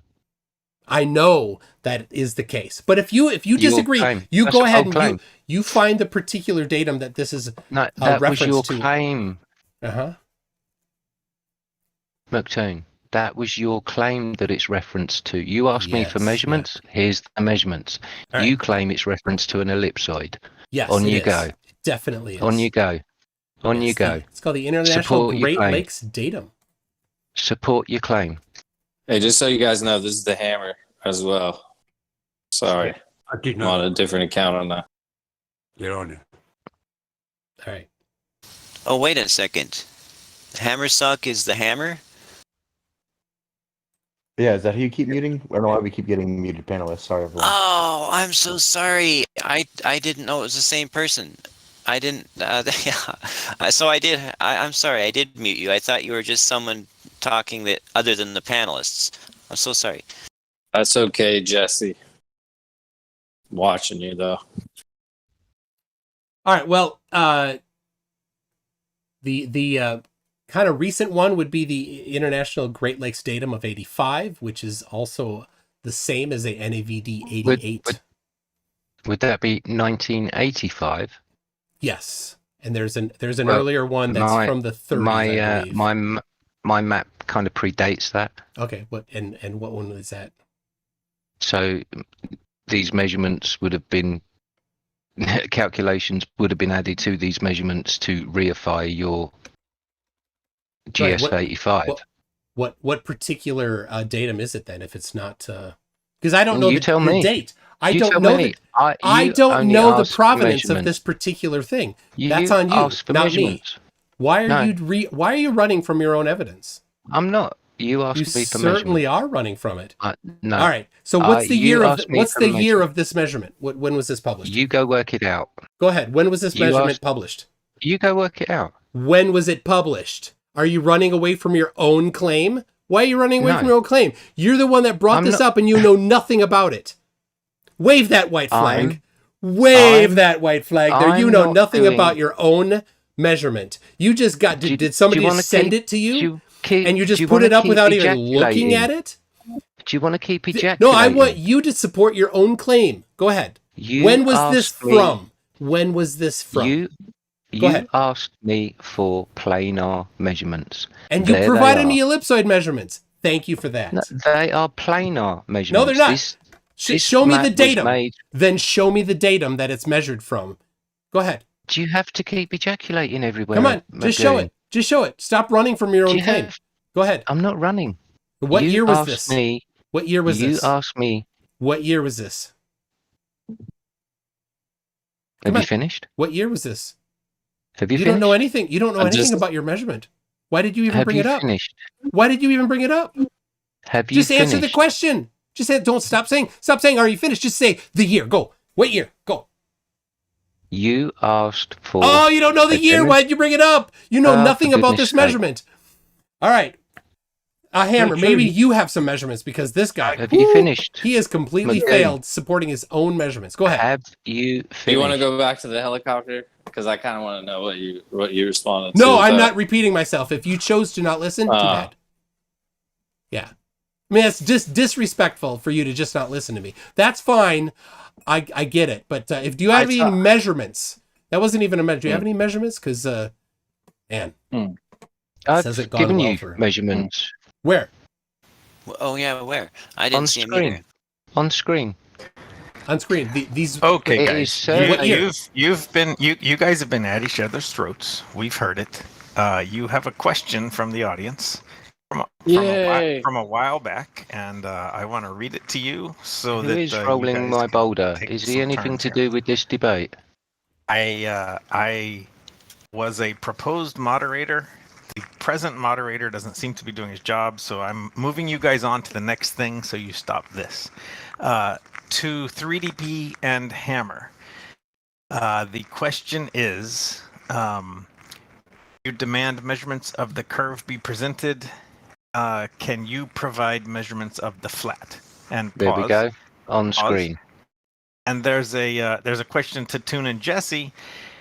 Do you guys have an example of a measurement made strictly from calculation? So there you go. Right. Those are your topics. Measurement of the flat and a measurement from calculation. My measurement is on screen. It is a horizontal baseline, perpendicular measurements of elevation from that horizontal baseline. You're asserting that it's a horizontal baseline. As measured. Can you support that claim? You've said it. You've claimed it. You've claimed it multiple times. But you've claimed that. But can you show the evidence of that? Go ahead. If you go into Google Earth. Chop. Show me the. Okay, Toon. You made your point. He's being a right fucking idiot. What is wrong with him? He asked you, and so he's going to be quiet, and now you get to talk. If you go into Google Earth, Toon, and pull up an elevation profile, it is a horizontal baseline because all elevations are measured from a horizontal baseline. It's a fact. Well, you've asserted that multiple times, but you've never provided the evidence for it. Go ahead. Here you go. It's on screen. All you got to do is look at the screen. Can I respond to that? The difficulty is it's referenced in elevation with regards to sea level. That is the problem, and the shape of sea level is what's contested here. And since you didn't make the measurement, and you don't know what the people were using to reference it, whether they described somehow a horizontal plane independent of sea level, or if they used sea level to reference its height, you don't know that. You can't show us that they didn't. And so if the sea level is curved, then so is their elevation profile. So your evidence is very ambiguous. Do you see the difficulty there? Their elevation profile works from a horizontal baseline. You just keep saying that. It's just a mantra. What you want to assume after that is entirely up to you. But how do we know? How do you convince me that they weren't simply referencing it relative to mean sea level? Even if it is referenced to mean sea level, it's still an elevation profile. It was done using surveying techniques of a horizontal plane projected and the rise and fall in elevation taken from that horizontal baseline. What were those techniques? Jesse, you and Toon are both over talking him. BioDuel is the only person that's asked a question. BioDuel wanted 3DP to say something that 3DP had done himself. And neither you nor Toon has let him. 3DP, you have the floor. If they interrupt you, I'm going to give you 3 minutes. Say something you did yourself that measured the flat Earth. Something I've done myself that measured the flat Earth. That's what BioDuel asked. Something you did yourself that measured the flat Earth. Well, surely if this question applies to me, it applies to MC Mook, however you pronounce Hammer? it. Toon. MC Hammer? MC Hammer. Because the battle for the MC has been won. And BioDuel asked you, and so this is your 3 minutes. Go. Well, I went out to Blackpool Beach a few years ago and didn't actually measure. We did observations using a auto level and distance measurements, and spent a good few weekends out on the beach at wasn't actually Blackpool Beach, it was Southport Beach, and with an auto level, sussing out how the optics of an auto level work, and trying to work out whether there is any curvature or not, and there isn't. There can't be. When you consider that Euclidean geometry is used to survey, everything is done from an established horizontal plane. Do anything. As a rise or fall from that horizontal plane, and the GS84 and all these ellipsoid models are just models, and they're just numbers that are added to measurements and calculated, and hey presto, guess what? You don't live on a ball.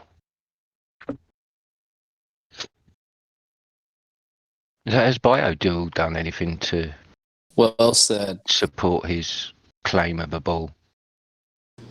I don't Yes, know. I'll post it. Sorry. Iodal, shush. You're not a debater.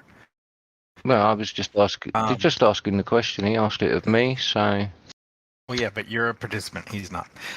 So there was a question to the other guys as well, which I guess I messed up the first one somehow. But to Toon and Jesse, do you have an example that flat earthers would not disagree as to measurements made strictly from calculation? You guys have 3 minutes. Go. Measurement made strictly from calculations that they would not disagree with. Yeah, I don't understand that. Yeah. So you need some primary measurement to give you a value or a number to do calculations on. So you need something to the input to be input to the calculations. Yeah, there's no such thing as a measurement that has, like, it is purely calculations. There's always some empirical thing at the beginning or somewhere along the way. Yeah, empirical. Measurements are empirical. Calculations are not. Well said. Who said that? Oh. McToon. Well said. Measurements are empirical. Calculations are not.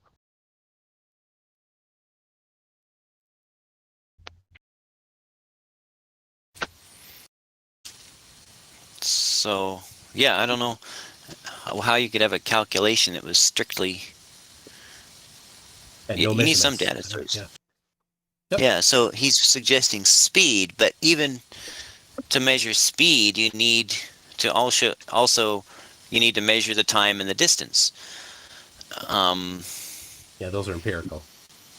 Those would be the empirical part, and then you can calculate your speed. But that's not strictly calculations, because the measurement of the speed or the time and the distance was an actual measurement. And if you want to look on my screen again, Toon, there's another elevation profile there. Gives you loads of details that you can go and have a look at. It even gives you the date there, 1831. Look Very at that. nice. Again, yeah. Horizontal baseline. Well, yeah, what with, the actual the baseline is in question. So you saying it's a horizontal baseline doesn't make it a horizontal baseline. You would want to actually have the baseline that the surveyors use. So what was that? All surveying is done using a horizontal baseline. Yeah, do you not know this? You keep repeating that mantra, but could you actually show them? Do you not know? Yeah, do you not know this? You keep repeating that mantra, but can you show that is actually how surveyors do their work, please? I have several surveying books, and they disagree with you. So you're going to need that. Several surveying books. Yeah. So well could done. you show? Have you actually been out in the fields and used a theodolite? I'm just saying I've level? read in the book, and the books do not agree with you. So could you maybe support your claim with some evidence, like a citation? How exactly do they not agree?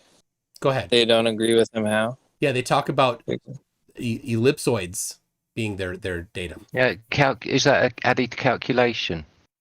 When they set up a theodolite, they're setting up a baseline that's an ellipsoid.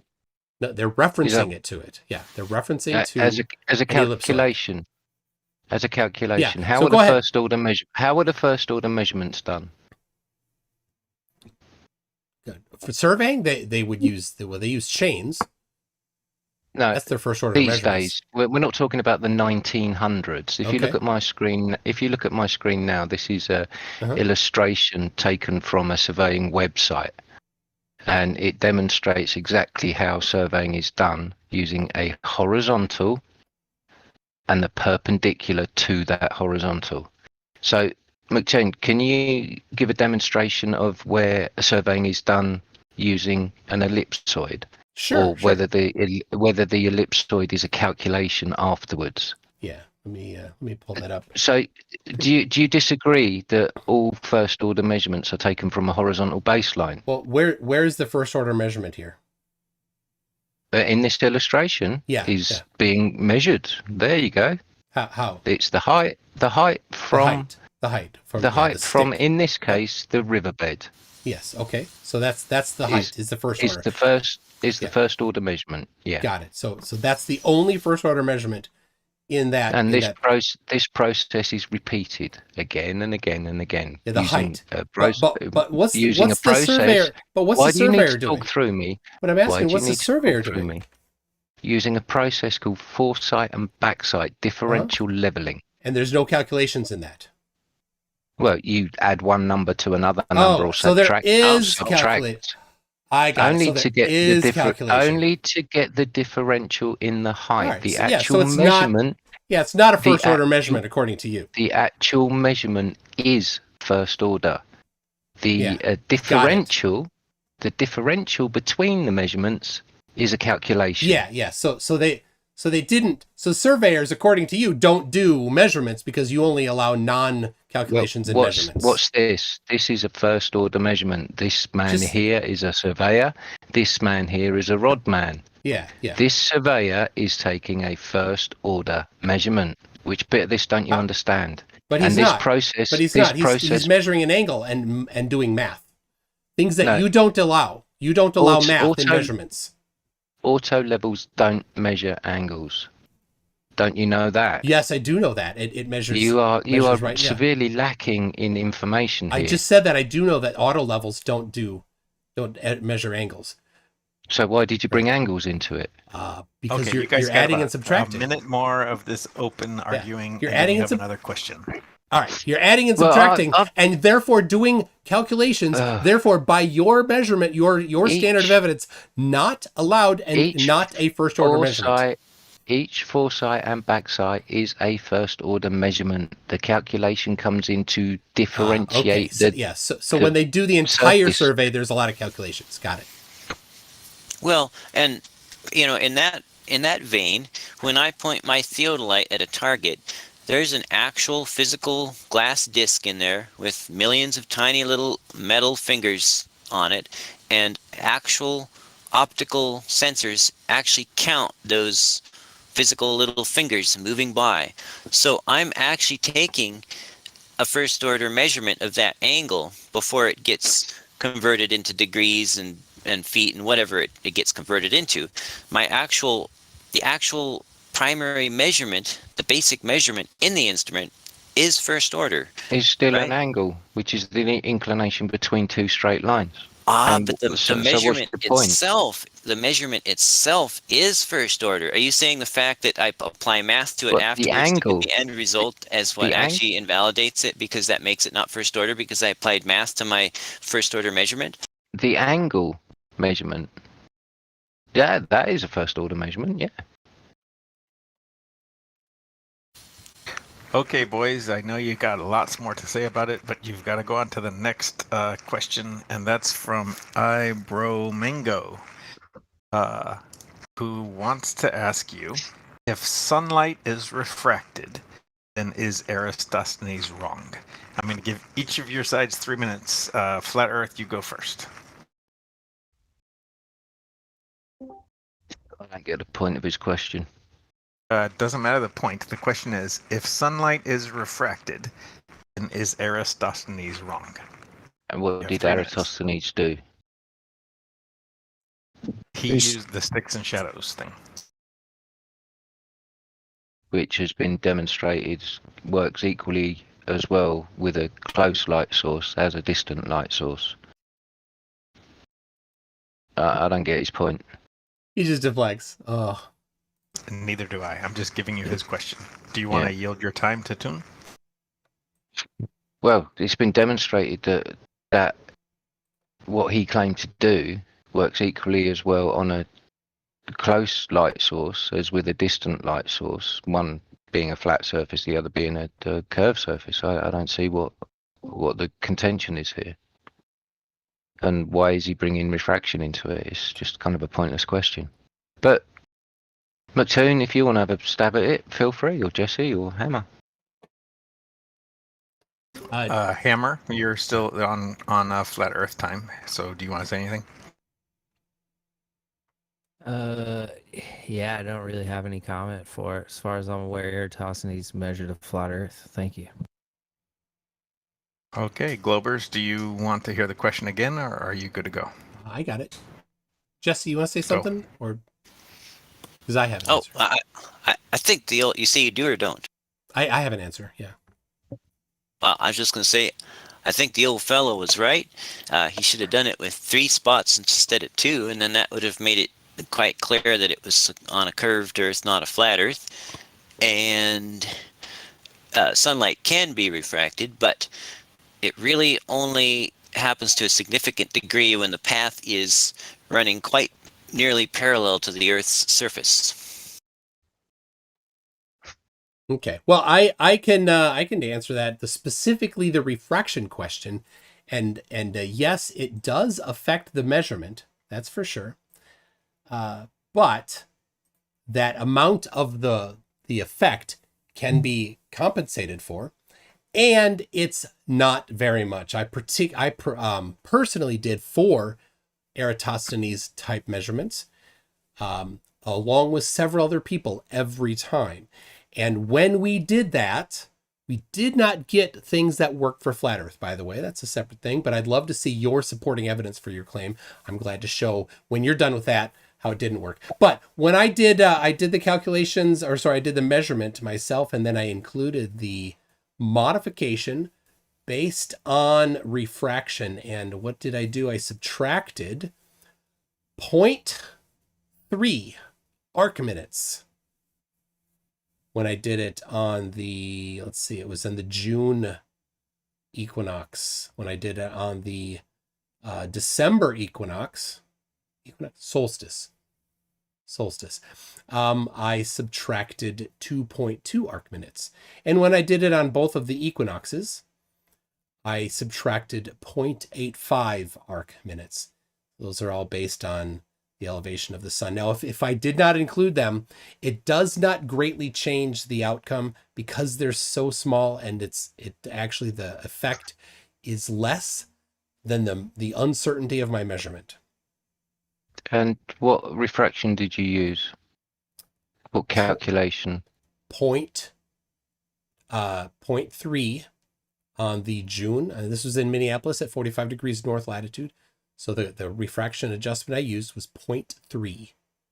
That was the. So is this what you would claim to be kind of standard refraction, or? No, not at all. No, this was based on the numbers in the Nautical Almanac.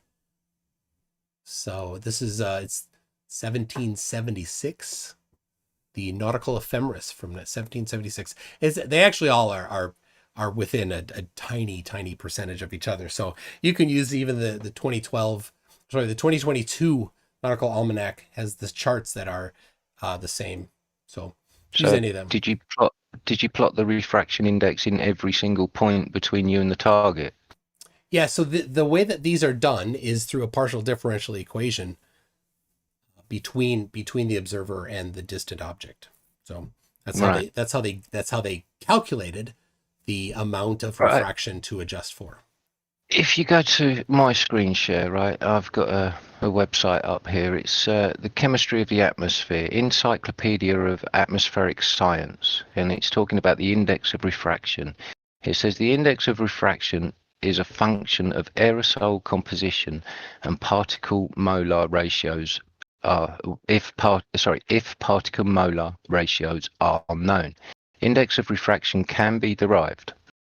Another approach is to use aerosol distribution and measurements to calculate scattering for composition with scattering measurements. The index of refraction is used to match the calculation and calculated and observed scattering. So again, there's a calculation in there. There have been few attempts to measure particle index of refraction directly using optical instruments, with detectors at several angles. Changes in the index of refraction will lead to dissimilar changes in angular scattering, which should be sensible. These multi-angle approaches have not been proven to be very robust. You can't calculate for refraction. Oh, yeah, absolutely. I can. Not in any meaningful way. And over on the right, look at that. Look at the right column. They have the formulas for it right there. Look at that. Ooh, the particulates in the atmosphere vary all the time. Yeah. And you would need to calculate for every part of the atmosphere that you are looking through. Yeah, that's the partial differential equation, does that applying Snell's law across the distance. And these things have been confirmed through empirical measurements. I have a list of them on my website, mctoon.net/refraction. Oh, I wondered how long it would take you to get one of them. How long? It's been 2 hours before you got one of them in. Long list of different measurements, empirical measurements of the effects of refraction in the air. So, are you asserting that the measurement is that wrong? Okay, guys, shush. Next question. Negator is asking, does Hammer have evidence of his claim that the horizon always rises to eye level? A first order measurement, perhaps. Hammer, it's your turn. You have 3 minutes. Go.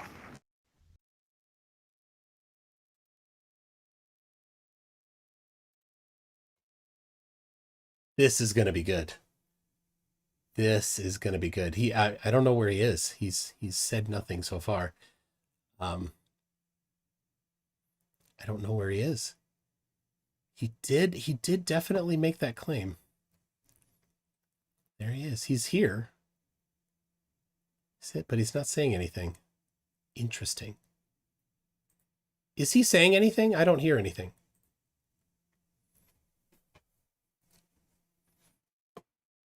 Nothing? I don't know.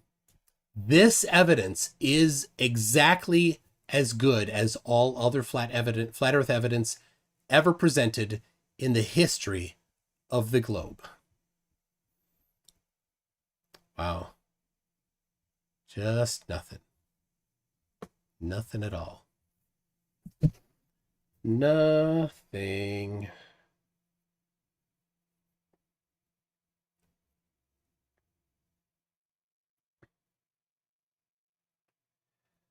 I don't know where he is.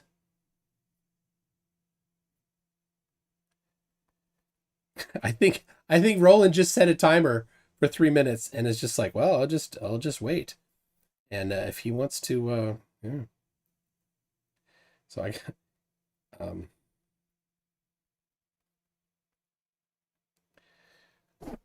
wow. So an interesting claim here. Oh, he is saying something. He must have muted me. Or something. I can't hear. Huh. Well, it's as good as any other flat Earth evidence that's ever been given so far.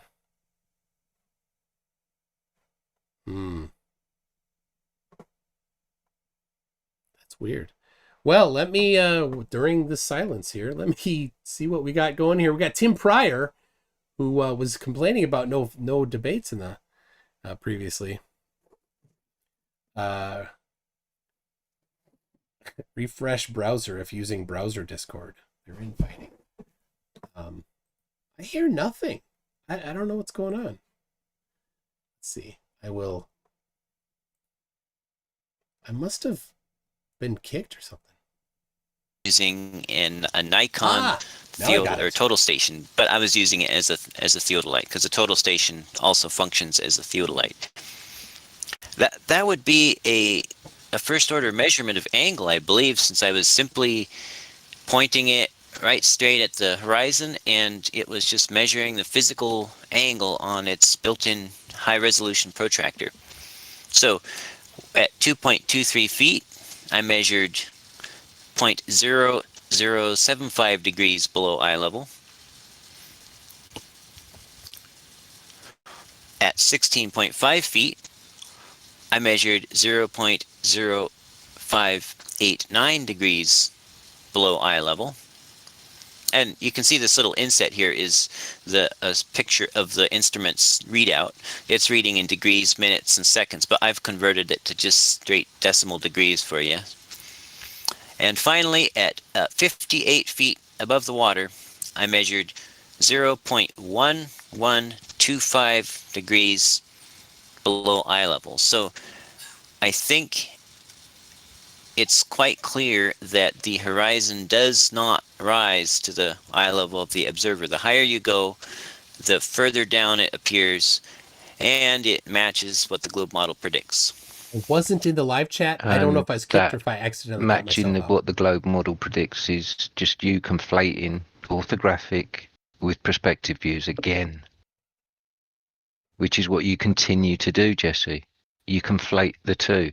The same as B-ball. Did you have anything to add? Because I don't think I took 3 minutes, Toon. No, this is a measurement. It's a first order measurement, and for him to make that assertion, I think that that he's going to try to make here, he's going to have to claim that the thing is tipped incorrectly or something. But you're not doing an orthographic measurement. You're doing this all perspective. You're just looking straight through the eyepiece. Right, and the question is, does the horizon always arise to eye level, like Eric Dubai and TheHammer are saying? Why it does or doesn't is kind of a side topic, although it is very sorry interesting. to cut you off, Jesse, but time is up. Next question, because we got to move on. Sliquid is asking, if consensus is bad, how do you propose to reveal actual truth to the masses and not have your truth become consensus? And I emphasize truth because he put it in quotes. So I'm going to say Globe go first on this time. So Jesse, take it away. If you need me to reread, I will. Yes, please reread. Okay. If consensus is bad, how do you propose to reveal actual truth to the masses and not have your, quote, truth become consensus? Oh, by, I mean, I think I understand the question. I'm going to answer it as I understand it. I hope I'm right. By showing people the measurements I take, which are irrelevant, unrelated to consensus, and teach people how to do it themselves, so they too can take real measurements and find out how reality presents itself, irregardless of consensus. I would say I don't think consensus is bad. I think that consensus isn't all there is to it. When people say things like the science is settled, that's just relying on consensus, and I don't agree with that at all. I think that you want to have a large amount of evidence, and that's not based on people's opinion. That's just evidence. So I'd say you want to have a lot of evidence for something, and then you can evaluate it.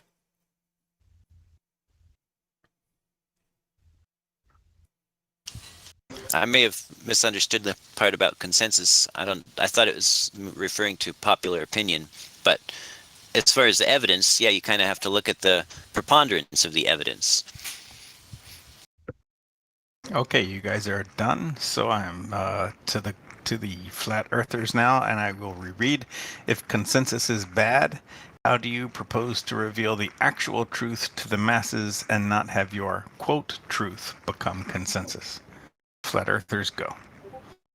In this particular instance, they have to find out for themselves. They have to deconstruct what they've been taught to be true realise that it's not, that it's all based on calculations, it's hidden in maths. All surveying is done from a horizontal baseline. There's no doubt about that. And then the maths is used to hide the truth. And the only way you can figure that out is to find the truth yourself. And then you're not conforming to consensus, you're finding your individual truth. That's the only way, especially in this subject, in this topic. And if lots of people having the same opinion, the same realization, then becomes consensus, then I can't help that.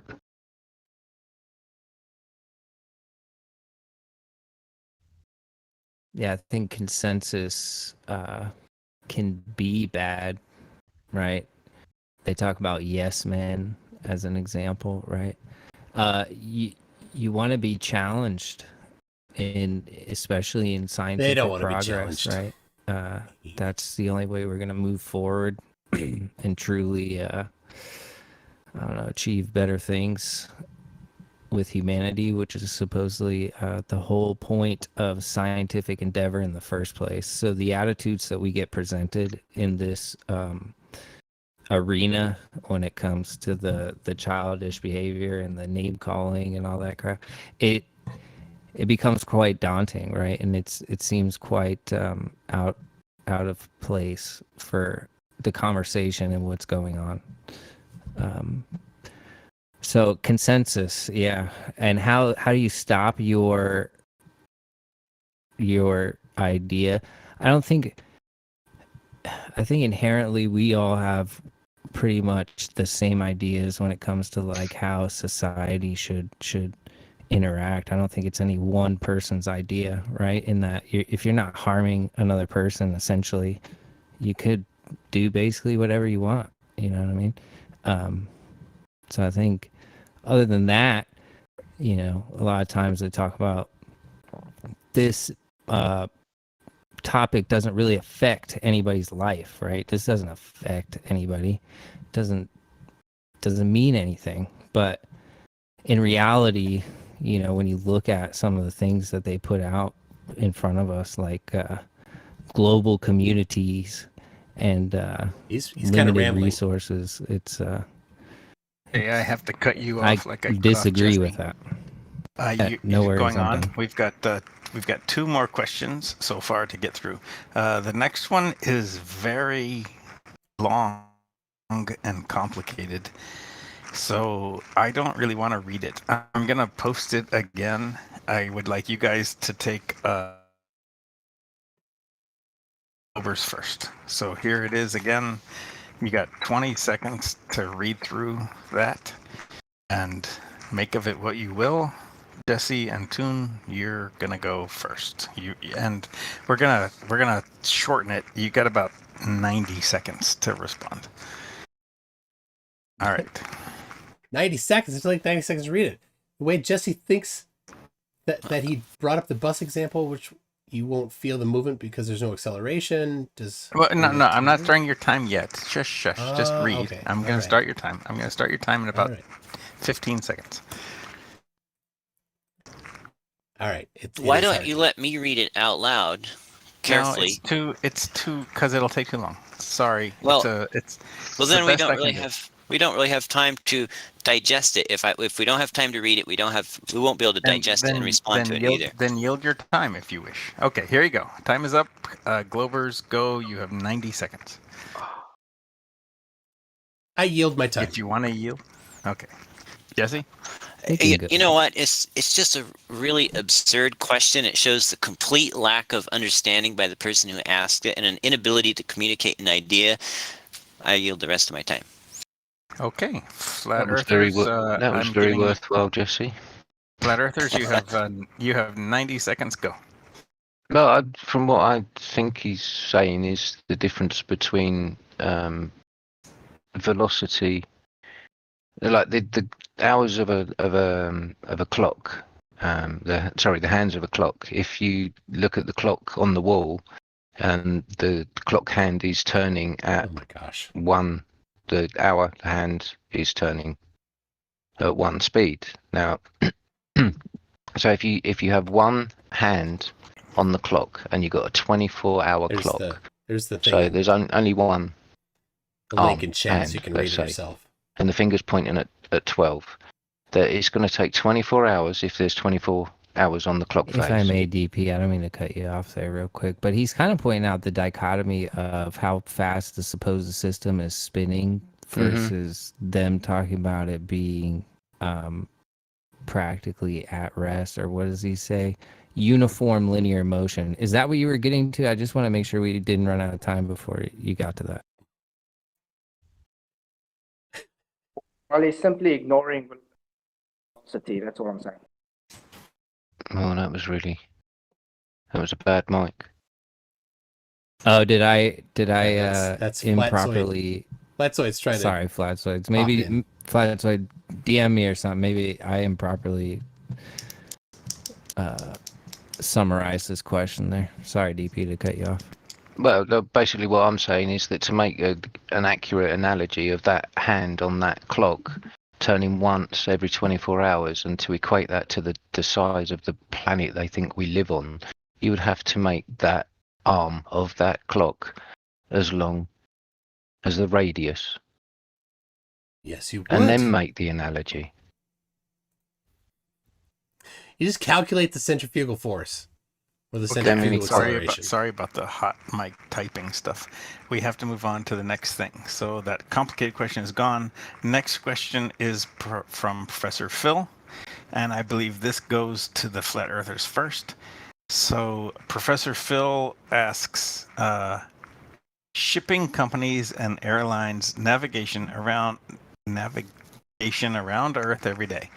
Without the Haversine formula, how would they calculate the distance to two known places based on latitude and longitude coordinates? Which map that represents flat Earth do they plot their routes on?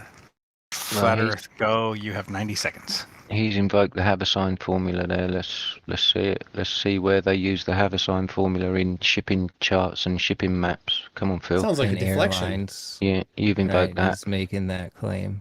Yeah. And does that? Yeah. Wow. I mean, as far as I know, wave that white flag flatten out and make longitude deflect.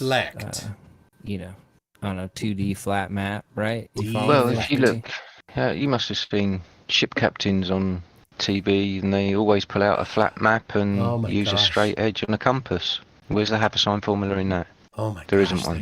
They're just. So good claim, Phil. They're just. Can you just tell failures. us what the Haversine formula? Brenda. Brenda tried to jump in.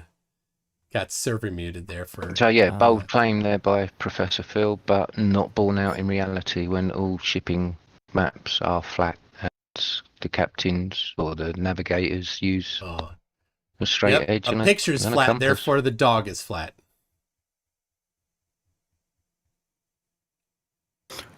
I think you guys are done. So, Globes, do you want me to reread the question? You have 90 seconds. Oh, no, I got it.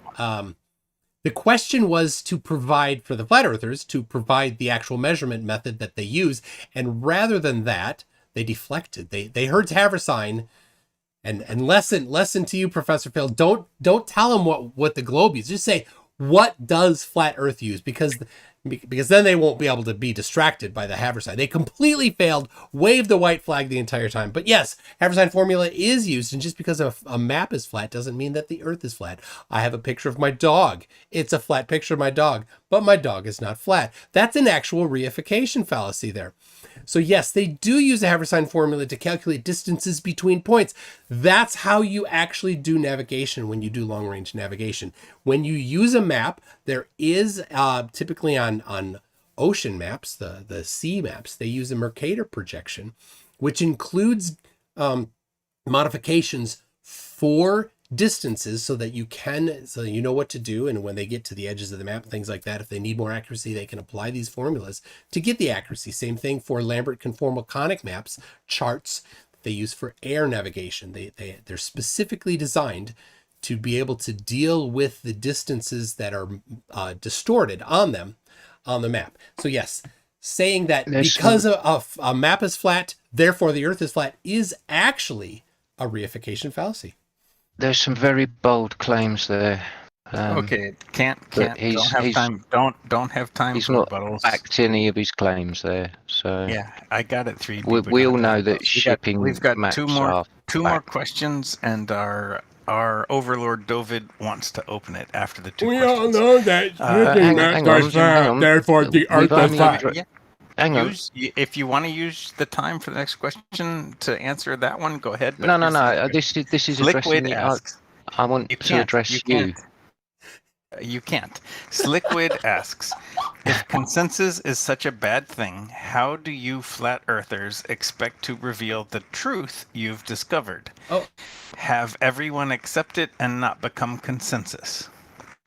So, flat earth, it's your turn to go first. You have 90 seconds. Did he not hear? Did he not hear my response to the last time a consensus question was asked? I apologize. Can we get a repeat? Can you just repeat the question? I apologize. Absolutely. Sliquid asks, this sounds like a repeat of the consensus previous is question. such a bad thing, how do you flat earthers expect to reveal the quote truth you've discovered? Have everyone accept it and not become consensus? Again, so we didn't really discover the flat Earth, right? It's always been there, kind of presented to us. Like I've spoken with a lot of people in the community that say that they're not going to answer the question. A suspicion in the back of their mind that there's something off about what they tell us about reality. And again, I don't think anybody made the claim that consensus was bad, as far as I'm aware. I think it was just that. It can be bad, right? There's plenty of they reject examples consensus I could give, as a rule. It's just like anything else. Can be bad, can be good. So, I mean, I don't know where he's coming up with that, I guess is my question. DP? Well, my previous answer to consensus question stands. In this, you need to make up your own mind. An individual coming to the realization that it's not as presented, then individually that isn't consensus. But when a lot of people make that decision and realize that truth, does that become consensus? As soon as there's consensus, it's they. Individual realization is now consensus? No, I don't think so. Oh my gosh. And also, just to hammer in the original point that I had, we didn't discover the flat Earth. I think the civilizations before us knew it. And then rejected it because it doesn't work for anything. Absolutely did. It's an absolute failure in every essence. Same question goes to the Globers if they want to answer, and if you need me to reread it, I will. The question seemed like it was specifically tailored for the flat earthers, and so I don't see how we could actually do it. So I yield. Jeff? But yeah. If they get their way, then they will force their consensus and say it's truth without showing any evidence for it. That's my suspicion. Well, that's exactly the paradigm we're in at the moment. But isn't he's kind of suggesting? This is either Jesse can answer or yield. Jesse? I yield. Okay, then last question I have here, and after this it will be open mic. So you guys will each get 90 seconds on this last question. This is from Paid NASA Shill, and he's asking, how can you say you have, quote, debunked the conservation of momentum? This is Newton's second law of motion. Where is your evidence? So this is Glober's time first. So Globers, you have 90 seconds, go. I don't think that Newton's second law has been debunked. Yield.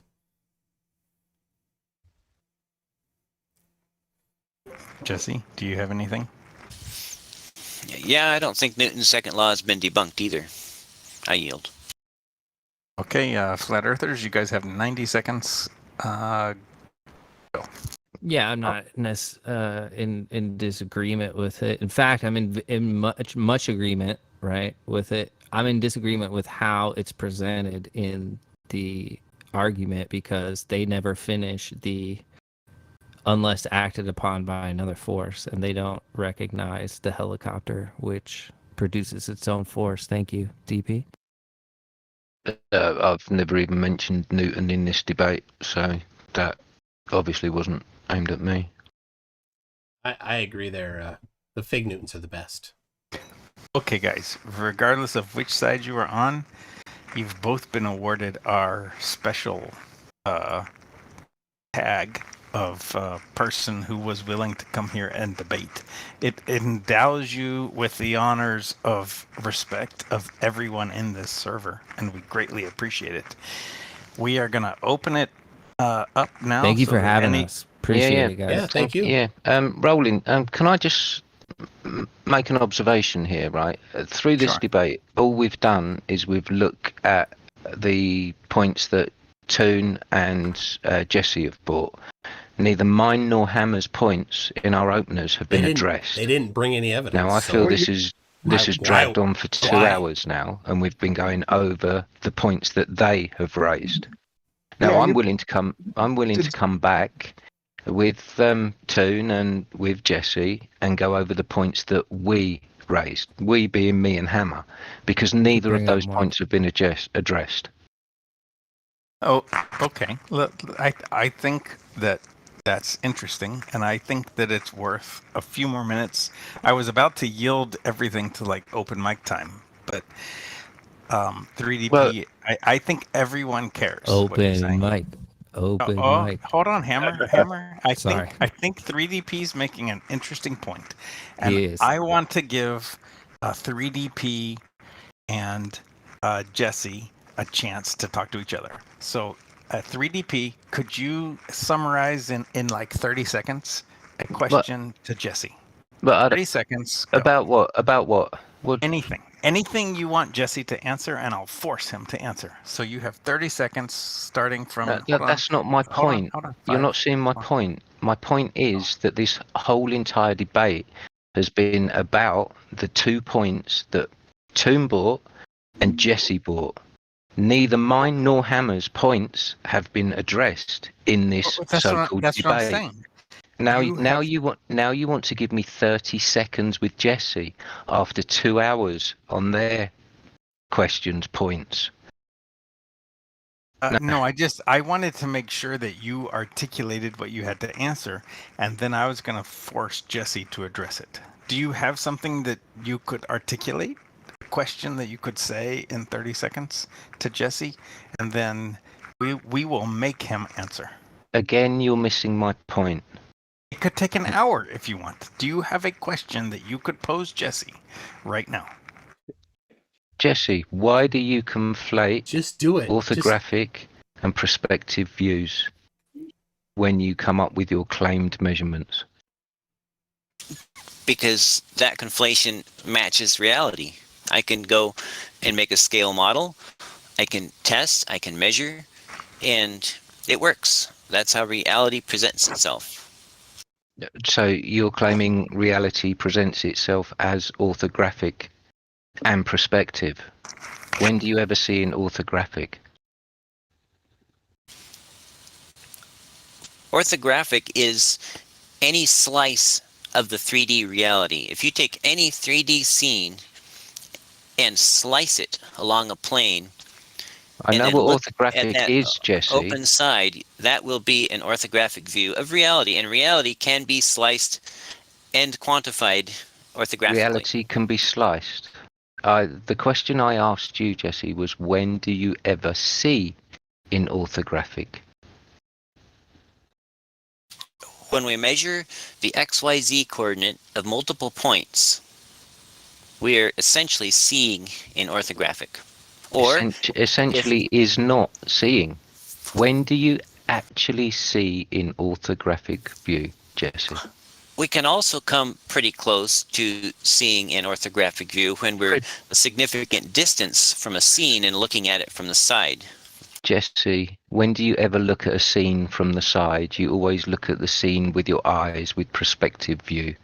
You never look at a scene from the side. Okay, guys. Jesse, you have 20 seconds. Go. Okay, just let me get up my screen share here. No time for that. No time for that. Just say your best. I'm gonna reset your clock. You have 15 seconds. Go. Can you repeat the question? I have no idea what it is. We just got to go to open mic. So say your best. You got 15 seconds in 2, 1, go. Well, you see, in a nearly orthographic view, when you look at something from a significant distance on the side, and ask the influence of perspective. Was that really 15 seconds? Wow. It was. Sorry. 3DP, I'm going to do the same thing. You've got 15 seconds in 4, 3, 2, 1, go. Well, Jesse's claimed that you almost nearly never see in orthographic view, Jesse. You only ever see in perspective view. You can't cut reality down the center line of your vision and then look at it from the side. That's it. That doesn't work. 15 seconds is just not enough. Guys, really, Toon, 3DP, Jesse, and Hammer, thank you so much. I've been fascinated and sitting here the whole time. I hope you guys will all stick around and take questions from our audience. I'm going to unmute Brenda, who I think is chomping at the fucking bit. But anyone now can engage our participants. I just got to say, Roland, I am disappointed that neither mine nor Hammer's opening points got addressed by either Toon or Jesse. DP, you were given an opportunity to present your case. You refused. Shut up, Brenda. I asked you to do it and you said no. But I need to make a phone call. I'll be back in a minute. Yeah, of course. I'll be back pretty soon. Just go ahead and talk. Go, Goon. You're not needed. You refused, DP. You refused. So cry Harlem. Have you got anything constructive, Brenda? Yeah. You say that the Earth presents itself as flat. Is that correct? Carry on. That's a question. The Earth is measured from horizontal planes perpendicular to the horizontal. Elevation changes are changes on that perpendicular to the horizontal. That's begging the question. So where is your... You say... Begging the question. Yeah, it's how it's done, Brenda. Begging it's not the question. begging the question at all. Question. So you say That's the Earth... claim. You say the Earth presents as flat, right? Is that correct? The Earth presents. There are elevation changes of the Earth. How can that be flat? Oh, are you playing the Bev game? Well, you're accusing me of saying the Earth presents itself as flat. Well, no, the Earth part doesn't. There are elevation changes. Yes, Bev is correct on that one. It has topology. Yes, we know that. Yeah, it has topography. Yes, we know. Yeah, but the orientation can be described as flat.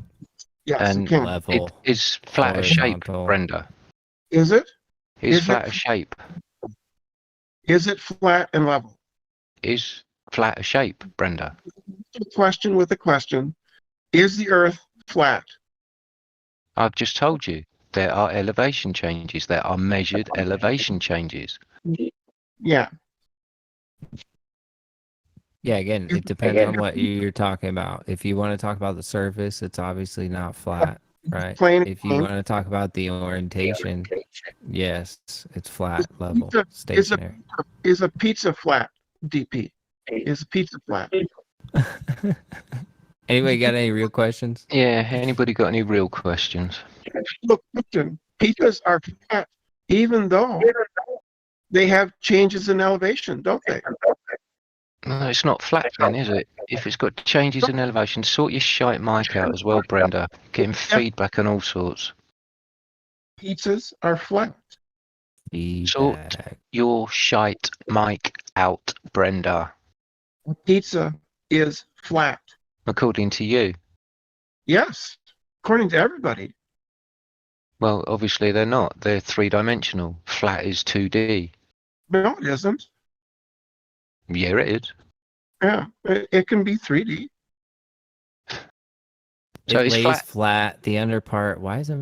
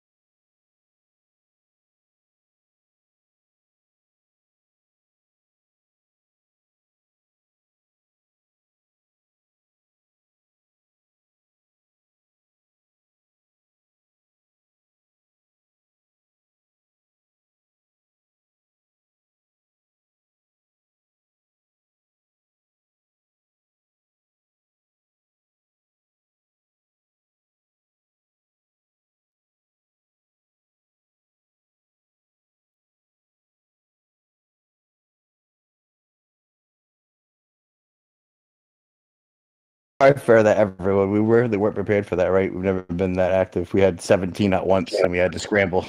They got a few in. Apologies, everyone. All hands to the pump on that one. Yeah, and but while I was moderating, I just want you to know, I went into moderator role. You guys could have said anything. I was just watching a clock and reading screen caps that I had saved off to the side. I had no idea what anyone was saying. I chose to not listen to the responses on purpose. I think that's beneficial. I think it worked well. Thanks again, Roland. Okay, I'm back. Yeah, I'd just like to point out, same as I did to Roland there, Shane, I'm a bit disappointed that neither mine nor Hammer's openers have been addressed. Hey, I'm here. If you want, I can address them. It's been all about Toon. You had 2 fucking hours, dude. Yeah, you've had 2 hours. I'm willing to come back. I specifically demanded that you do that, and you refused to do it. So I get it. Whatever. Yeah. What are you talking about? Yeah. All right. You want me to specifically? What are you claiming I refused to do? I said, hey, it's your chair. I said we've monopolized the time. You go ahead, but you didn't want to. You had a problem. With when did you say that? I heard it. Yeah, during the debate. So. Yeah. No, I heard it. So let's. I have a proposal for everyone here. So, Toon, how do you use a water level? How do you about what we were talking about? Why don't we actually just jump right in there? Topics to talk about? Does that sound like a good idea? Toon, how do you use a water level? Does a water level establish a horizontal plane of reference? Well, dudes, even though you guys have put on a really awesome, wonderful show, I think there is a bunch of people. Is it a water level or a water horizontal? No, I've never used a water level to establish a line. I've used one. This is not going to work. I've used one to make points of question reference. This is not going to work. Okay, we're going to do one at a time, or we're going to mute everyone. The question was to Toon. All right. Okay, go ahead. You need me to restate it? How do you use a water level? To establish a horizontal plane. No, does a water level establish a horizontal plane? Yes or no? Yes, it does. Yes, it does. And a plane is extendable in any direction infinitely. That's right. Yep. And both ends of that water level are in that plane to establish that plane. Yes. Yes, well done. So you can move the two ends of that water level anywhere within that plane, and that plane will still be established by that water level. If you move the water levels within that plane, yeah. As long as you don't get one too high and one too low so that the water comes out. Well, they wouldn't be in the same plane then, would they? Well, the water part of it, there's a tube, right? If you move the tube down too far in one end and too high in the other, then the water comes out. Yeah, obviously. Yeah. Obviously.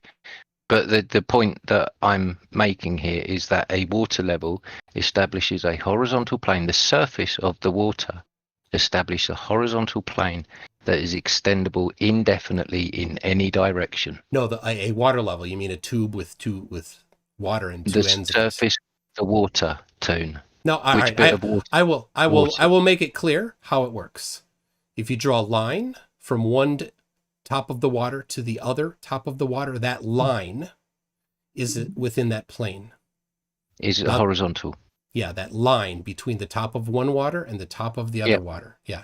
And you can move the tops of those two waters infinitely far within that plane, and it will still be in that plane. Presuming that you remain in that plane, yes. Yes. With the assumption that you are in that plane. Can I ask what that plane corresponds to? No, we're just talking about hydrostatics and the nature of water at the moment. No, but what is that plane that is created by the water level? What does it correspond to? It doesn't have to correspond to anything. You just corresponding. The plane is corresponding with the level of the water, Brenda. That is all. So, according to you, it might not correspond to anything. The plane corresponds to the level established by the water, which as Toon. But does that reference anything on the Earth, or is it just independent of the Earth? The water references the Earth. Okay, but the water's not on the surface of the Earth. It's in the tubes. How does that?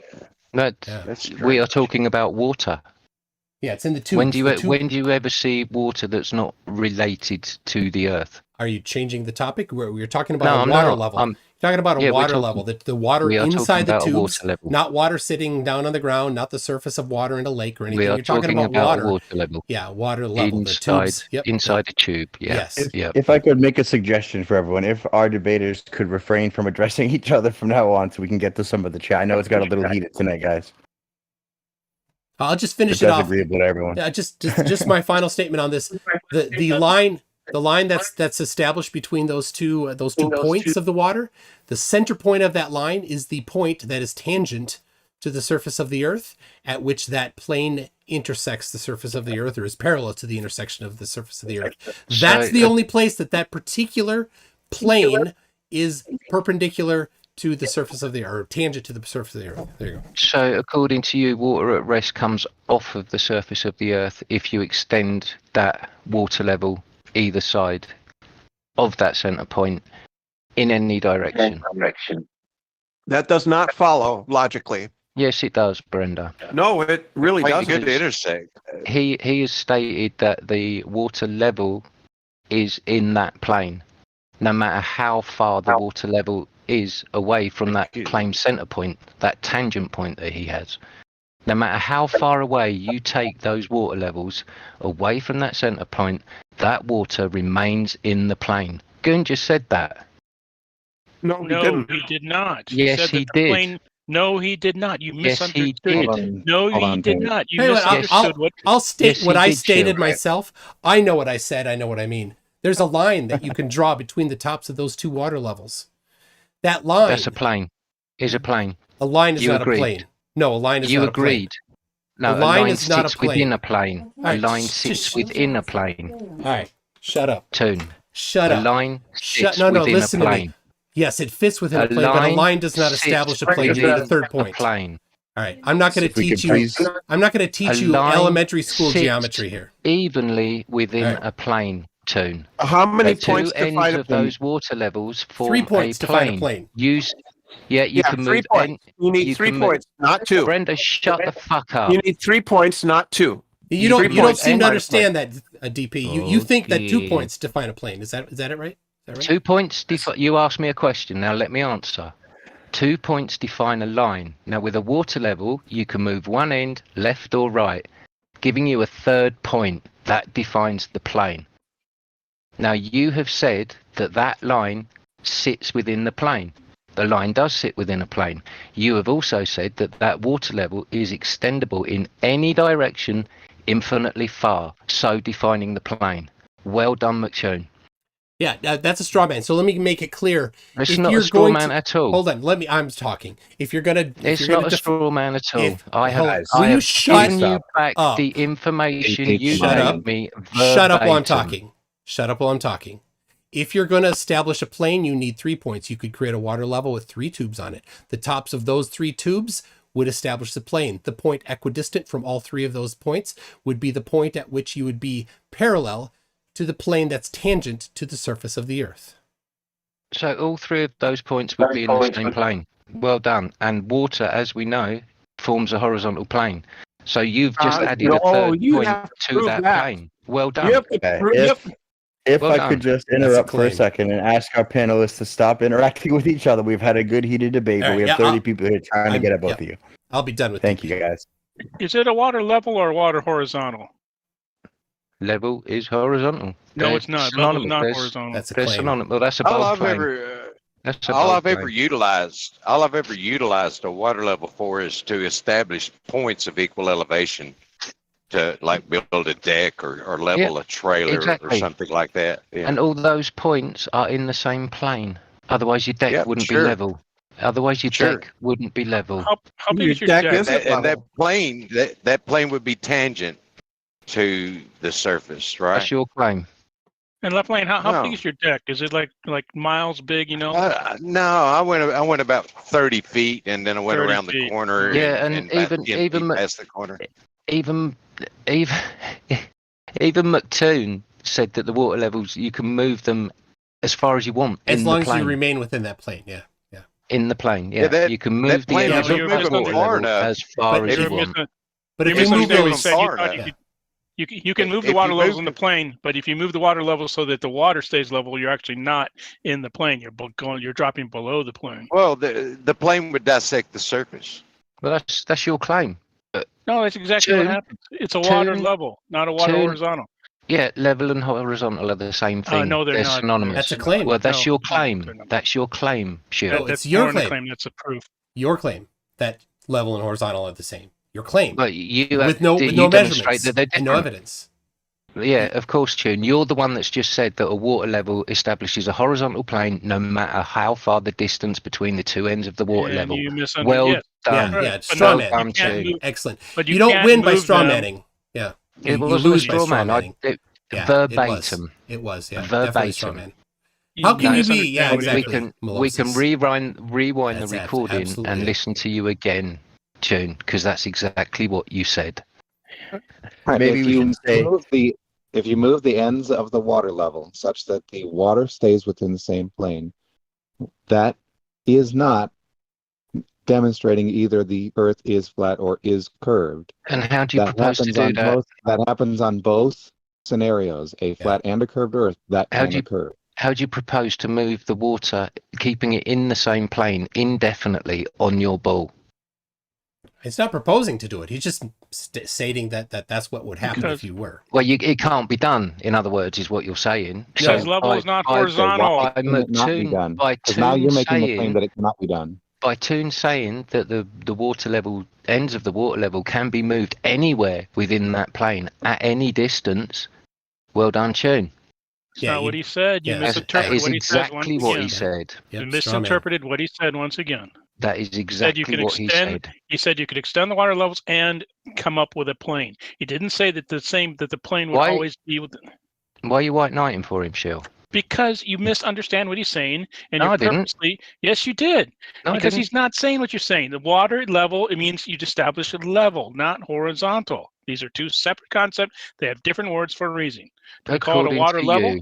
Do we have hold on a second. LEVEL, is that a different word than horizontal or not?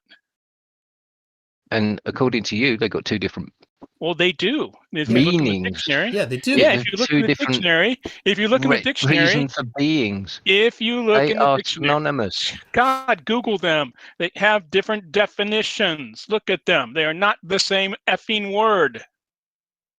No, they're not the same word. Well done. Great, excellent. So they have Great different observation definitions. skills there, Shield. Great, excellent. Now, do Great they have different? observation No, skills. do they have different definitions or not? Level being in a plane parallel to the horizon. How about that no. one? How about level establishing to the curved surface of the earth, of the ocean? Where's that? You show that definition. Sure. Oh, it's in the chat right now. It's in the chat. I'm not looking at the chat because you It's just get a load of take a monkey gander. trolls in Take a there. gander. Earth is Life posted it for one. So are we permitted? Webster's Dictionary. Are we permitted, DP, to use words that have the meaning we wish them to have? You can use whatever words you want, Brenda, so long as you understand the meaning of them. No, but can I use a word? Guys, Can I use a word? Is based on. Can I use a word and have it mean what I wish it to mean? Brenda, your whole life is all about what you wish it to be. I don't care. Yes. So you're saying yes, we can? Yes, we can? Well, especially for you. Are you saying that? Is that a yes? Is that a yes? I'm saying it applies to you, Is that a yes? Is that a yes? I'm saying it applies to you. Just give me a yes or no. Just give me a yes or no.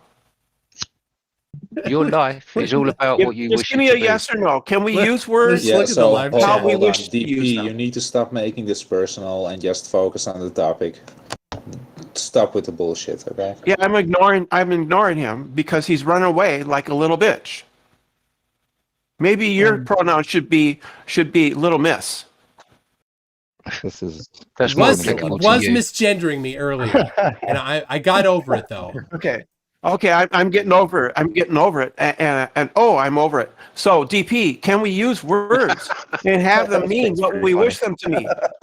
Can we use words and have them mean what we wish them to mean? Like, can we use level and just say that when I use level, I just mean a surface that is equidistant from the center of the earth or whatever? Can we do that? If that's your make-believe, then feel free, Brenda. Can I do that? Oh, so that's a yes. That's a yes. If that's your make-believe, feel free, Brenda. So that's a yes. You can make believe whatever you like to reify your belief system. I don't care. No, I don't think I live. You can't practically demonstrate your claim, Brenda. Do you know what the word do you know what the word reify means, DP? I don't have any history with this. What does the word reify mean, DP? Why are you going into the weeds, What does it mean? Because you use it incorrectly. You have a belief system that you need to make believe is real in your head, Brenda. Do you know what the word reify means? All right, I'm stepping out of there for a minute. It spiraled. The chat is hilarious. I mean, I was doing it too.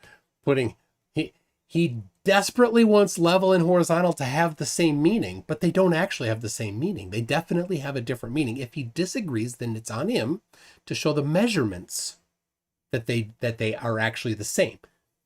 But he won't do it. He only wants to play word games because he has no evidence. Classic Flurf. No evidence, therefore only play games. All right, but I got a few super chats I'm going to read here, and then we'll see what's going on back in there after a bit. Tim Pryor asked why he kicked everyone off the Discord. So I was paired up with Jesse Gordon today, not Jesse the Flurf. So Jesse the Flurf was the one that was apparently kicking everybody off. Many Karen for 15 shekels says logic is man-made construct, therefore Flurfs never use it. He thinks that for some reason anything I use that's a man-made construct is not allowed, but he's allowed to use man-made constructs. Classic dual standard of evidence talked about right here in How to Talk to a Science Denier. They have their own standard of evidence, which is, oh, look, here's the horizontal datum for the Great Lakes. I don't know what it actually is referenced to. I'll just say what it's referenced to without actually looking it up, because that's what I want it to be referenced to. That's it. Cretin Ball, who's been a member for 35 months, says, wow, flat earth foiled by math we teach to 13-year-olds. Indeed. Tim Pryor. To be fair, isn't flat earth a man-made construct? These silly, silly people. It is. And they don't think that. They think it's the glorious honest, how it really is. Whatever. Stringer News 1 says, sir is the new bro. You're correct, sir. Tim Pryor again comes in and says, MC Toon, how do I log into your channel? Because it keeps saying it's invalid. Oh, in my Discord server. So Discord gives, and I'm not going to do it right now because I'd have to leave the screen here, but Discord gives you an unexpiring link that expires. So I put it in my thing and then it expires. So could someone give a link to him to my Discord server? I think it's open. Anybody can do it. You could put it in the chat. So the Sun Express says measurements are impossible without calculation. How does one measure square feet? Stop using this trope, Flurfs. Yeah, so then he did get into first order measurements and second order measurements, which of course then he also conflated, right? So when you do surveying, in surveying, there are multiple orders of a survey, which is different from first order measurements that don't include calculations, right? Which they all do. Look at the definition for the meter. The definition for the meter is how far light travels in a certain amount of time. So you can't even make a meter stick without first measuring the amount of time, right, that it took. You can't. A meter relies on a calculation, right? The underlying, like, actual first order one is the amount of cycles of a particular atom. That's how they get the time for how long a second is. So anyway, look at the SI units they've reevaluated them. At one point there was a meter stick in some vault somewhere where this is how long a meter is. Of course, you'd go there, you'd get yours, you'd measure off of the standard, and then you'd go make your stick by doing one and then adding another. Apparently adding, in his mind, isn't calculation. That's a new thing.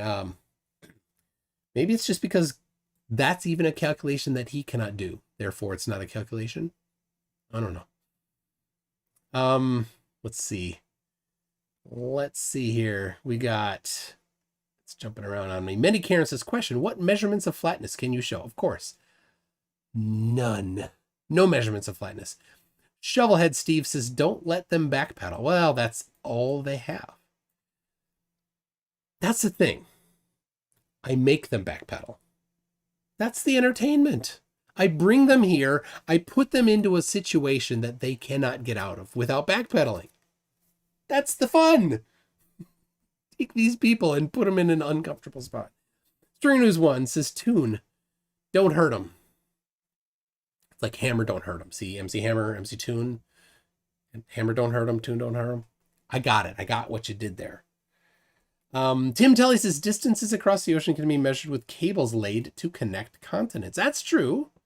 That's true. Not right along the 39th latitude, of course. So yeah, so his defense of the measurement that I showed was it wasn't a first order measurement. All measurements must be first order. Which he had no measurements that were first order. Those surveys that none of those surveys are first order. He even brought up the surveying thing. The only thing that he could call first order was the stick. As soon as you put that theodolite in, not the auto level, right? And then you do your foresight and your backsight, and you do the math, you've done math, which is no longer first order measurement. So, well, and when they do the Great Lakes, they're not just using auto levels. They're using theodolites. So Tim Pryor says, Discord keeps telling me it's invalid. I can't log in. Yeah. Sorry about that. Earth is Life says, DP, what's the distance between Johannesburg and Sydney? And the answer is, they don't make any claims. Well, except that the Earth is flat. So as soon as you make that claim, there's a whole bunch of stuff that you need to bring along with it to show. Just saying nuh-uh to the globe doesn't do it. Magellan, for 5 Singaporean dollars, says, expert in GIS. Haversine formula is used all the time. Indeed it is. They when Phil Bell asked that question and included the Haversine, like don't just ask, how do you calculate distances between points? That's it. How do you do it? Let's say, oh, we use a map. That map says projection on it. It is a distortion of the globe. If the Earth is flat, then the maps would not be distorted. A flat map of a flat surface is not distorted. Doesn't have, I mean, you could intentionally, but a flat map of a flat surface does not need to be distorted. All maps would be non-distorted. It would be the easiest way to make maps. Making maps that are distorted adds complexity. Let's not do that. I want to not add complexity. Tim Pryor says, sorry, but flat Earth as a man-made construct, a checkmate. And William Foley says, orthographic, you keep using that word. I don't think it means what you think it means. He's trying to, this is the measurement that through the observation, through the auto level that Jesse made, or actually 3DP made, Jesse referenced, was not an orthographic view. It was a perspective view. It was looking straight on through it. And they like to say that orthographic views are not correct, but they never can actually give a real world example. I can draw orthographic diagrams all day long. Anybody can. Surveyors do it all the time. It's a huge part of their job. Do these things in orthographic mode. When you do sine, cosine, tangent of a triangle, when you're solving, that's all orthographic calculations. Show where they're wrong. If you think there's a problem with it, if you think they're incorrect, show where they're wrong and show the right way to do it. They never do that. They just say nuh-uh. That's all they have. All they have. NA says, MC Toon, isn't everything we do a calculation? From a thought to an action, it's all a calculation. Yeah, it's true. That's true, it is. So what is orthographic, says the OG Kenji. So orthographic. So I can show you that. I have some here, right here. So when you measure an angle, when you are here and you measure an angle right here to this point here, right? So you have an angle from here and here, you got that measure, right? So this particular drawing is an orthographic drawing. You're not actually standing at the side to view it from the side. You're standing there and you're looking up this direction. This is an orthographic view. So when you say, well, the horizon didn't rise to eye level and it must rise to eye level, then it's because you're thinking about things in an orthographic mode. So that's what it is. So somebody sent me a message here. I want to see on Discord here. We've got yeah. He constantly, hey, my headphones. All right. So I'm going to jump back in there. I don't know how much longer. It's pretty dumb. So, all right. The altitude to match what a close range measurement would. Doofus. If you didn't make that correction, then your presumed altitude would be incorrect. And when you get close to the object, that altitude would be off. But they add that correction in to make it match.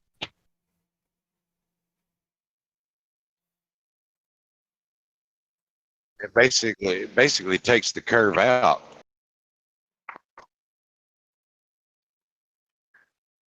It basically takes the curve out. Wow, that's the most circular of circular arguments. Well, right. To be fair, Jupiter's is the same guy who blocks all flat earthers, asks flat earthers a question, doesn't read any of the block responses, and claims victory. Just saying. When you said that, I was searching for responses, and those do show up in my search results, and nobody responded, so thank you. We all responded, but thanks, bud. So no, Brenda, you responded with emojis and then said nobody's going to respond to it. That's not a response to the question, now is it? That's not what I said. Everybody make Yes, sure it is. Doofus And is the last can go person in search it right line now at and the post a screenshot. barbecue. Okay. You are Right? the last person to get a wiener. You understand me? Well, to be Speaking fair, of if which- it was Shane, then there were probably emojis. Come on. To be fair, that's definitely true, right? But Doofus, why do you hang out in so many flat Earth servers? That's like being gay but hanging out at a gay bar, right? Pretending like you don't like wiener. It's weird. Right. So the question I asked is Wow. never going to get answered. That's the point being made here. You love flat earthers. I love the implication. Actually, lots of straight people visit. Lots of straight people go to gay bars. Most Yeah, I people shouldn't have even Alright. are broached that. I'm not. sorry. Most people are not bigots. All right, Brenda. He didn't need to come in there and answer that. All right, whatever. All right, I stepped out for a little bit. I'm back if anybody has a specific question, but it just can't be chaos, right? It's got to be like a back and forth. MC2 sees D-Mod coming. He's like, oh, So snap. MC Toon. So I have a question for MC Toon. When are we going to get that snow that's predicted? Oh, I'm ready for it to not snow. I already got the snow. You are not a Minnesota. No, well, all right. I mean, fine. He's in All Minnesota. right. But yeah, it's Does yeah. Does anybody have? Come on, please, man. What slope is your forehead, Damak? By the way, Does just so you anyone- know, because Demok never actually contributes anything. So I mean, if Demok wants to participate in a structured debate, then I'd be happy to entertain that. But otherwise, you know. Yeah, I just turned him way down. Yeah. Does anybody have any questions for MC Toon? I have a feeling he's going to be departing soon.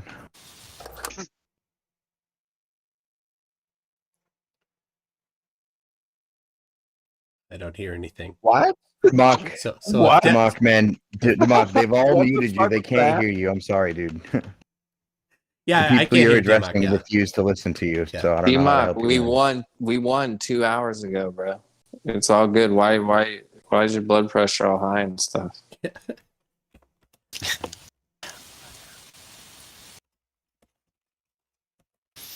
If no one had a question for Toon, I had a response for Brenda. If you see my screen share there. SD, you're talking all over Demog. Oh, I can't hear him. Tell me when he quits. Send me my retirement with a note that says DMOC quit talking. Hey man, I would like to say something about the consensus question. I thought that was interesting. Like they say, oh, that's just an appeal to consensus. Like when you present something just because everybody else says it, and you present something without evidence, you're appealing to the consensus. But I believe that a consensus is the result of reality and truth. When everybody agrees this is the way something is, you have a consensus. And I don't think consensus is a bad thing.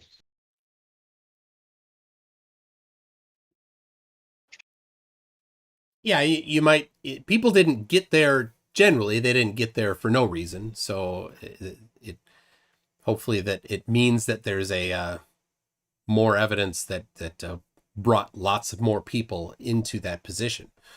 But yeah, anything can be overturned just to get the evidence. Toon, why are you talking all over Denmark? Oh, I'm not listening to that. I got him turned down.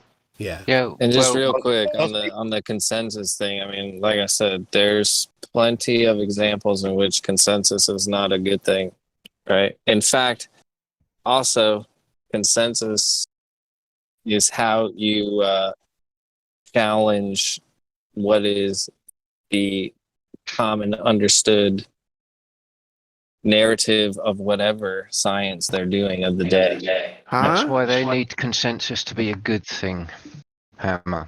What? That's why they need consensus to be a good thing, because their model is consensus. I didn't say that. I'm not saying it's good or bad. I don't know why they're trying to straw man somebody into saying it's good or bad. But all I'm saying is it can be bad, right? It can be good, right?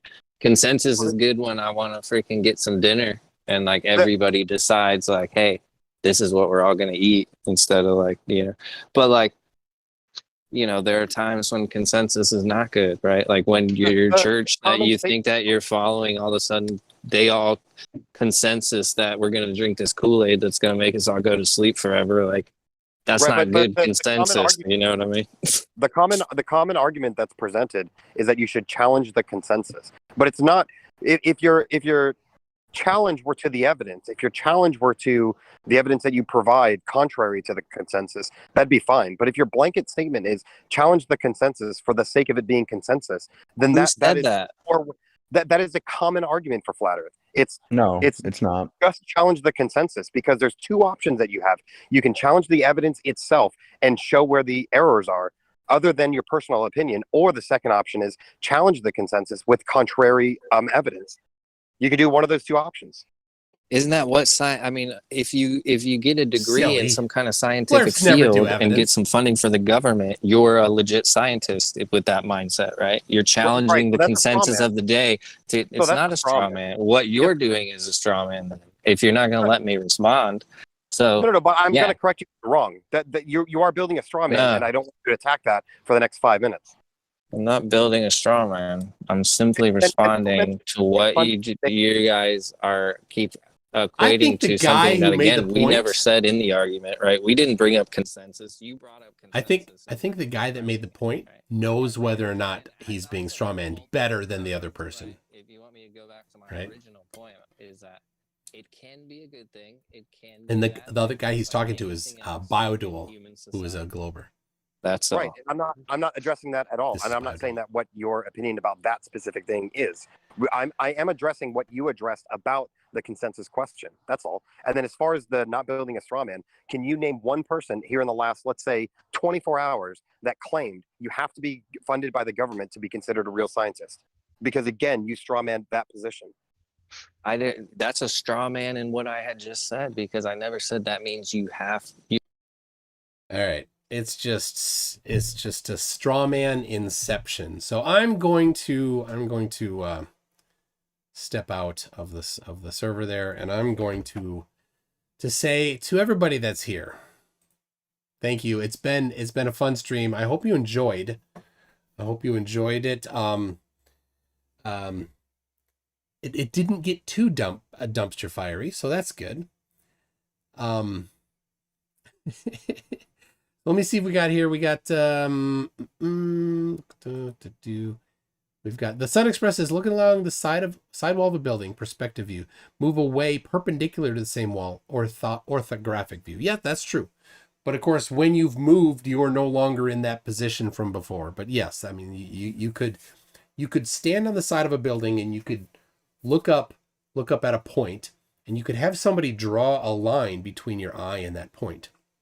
And then you could do the same for another point. And then when you step back, you'd see the triangle, right? And then what you could do is you could solve the triangle, and say you didn't know the height. If you just knew the angle and the distance across the bottom here, you could get the height, and it would be accurate. Orthographic view is accurate. They never show where it's wrong. They just say that it's wrong. They have no idea. So, Martin H., yes, you can go to bed now. So thank you very much. So, if you want, the link to the server is in the description. So feel free to jump in and listen and participate in the derpery that is happening at the moment. I might go back in there for a bit, but I'm not going to keep doing this live stream. So thank you very much to everybody that came. Thank you to patrons and members and all that. What it makes it possible for me to do as much as I do. I did do a video on conspiracy tunes it was very good. So it will make some flurfers very angry. Very angry. In fact, it directly contradicted what TheHammer said in here. So be sure to watch that that video on conspiracy tunes. So TheHammer wants, please make a highlight review video of this. Oh my goodness. I've thought about doing that. I have so many other videos that there's 100 videos I want to make. A review of this particular one, I don't know. Some people have done compilation videos. And one guy, Debate Shorties, he does it, and he does a good job. And he hasn't for a little bit. He did one just recently that wasn't one of mine. He's great, and he's done a bunch, and so I do post them. But if anybody else wants to, absolutely. What I do is I like to leave it on your channel for a little while so that you can get the views, and then when I post it, I'll give a link to your channel. I love that, and of course, like Glober Mom does that for FDFP's debates. So that's fantastic. I can't. It's just too much. So Quantum Degreaser says, when do I get my 10,000 Bitcoins? We can debunk this $5 from the total. We can debunk? He said we can debunk this $5 from the total. Well, Quantum Degreaser. Sorry about that. No. Anyway, Wisecoff emailed me. He said that he's not a flat earther anymore. I don't know. I'm going to send him an email and see what he thinks. So, was I serious about needing a person to manage my communication? Kinda. I get a lot of emails. Emails especially, because people write long emails, and I love it. I read them, and I'm like, oh, I want to respond to that, but like, it needs to be long. The response needs to be long, and I just, I can't. Just don't have time. Like, I want to make a video instead. And I want to respond, like 280 HD cat. Got it wrong. He wrote me a really nice video and email, and I want to respond to it, and I have it half written. It's right there. It's right there. I'm looking at it. You can see the reflection off of my glasses to the email response that's sitting there to a HD cat. It's about Lemon Bird. Anyway, I'll get that. Anyway. Thank you very much. Maybe I'll talk to you, OG Kenji. We'll see about that. Have your people call my people. Anyway, that's it. I need to go. Thank you, everybody. Be looking out. I hopefully have another video coming out this week as the follow-up to the one I did last week to Mark Braun, the Satanist. The guy that thinks he's Satan. Anyway, all right, we'll see you. Look at that. The outro ran on its own.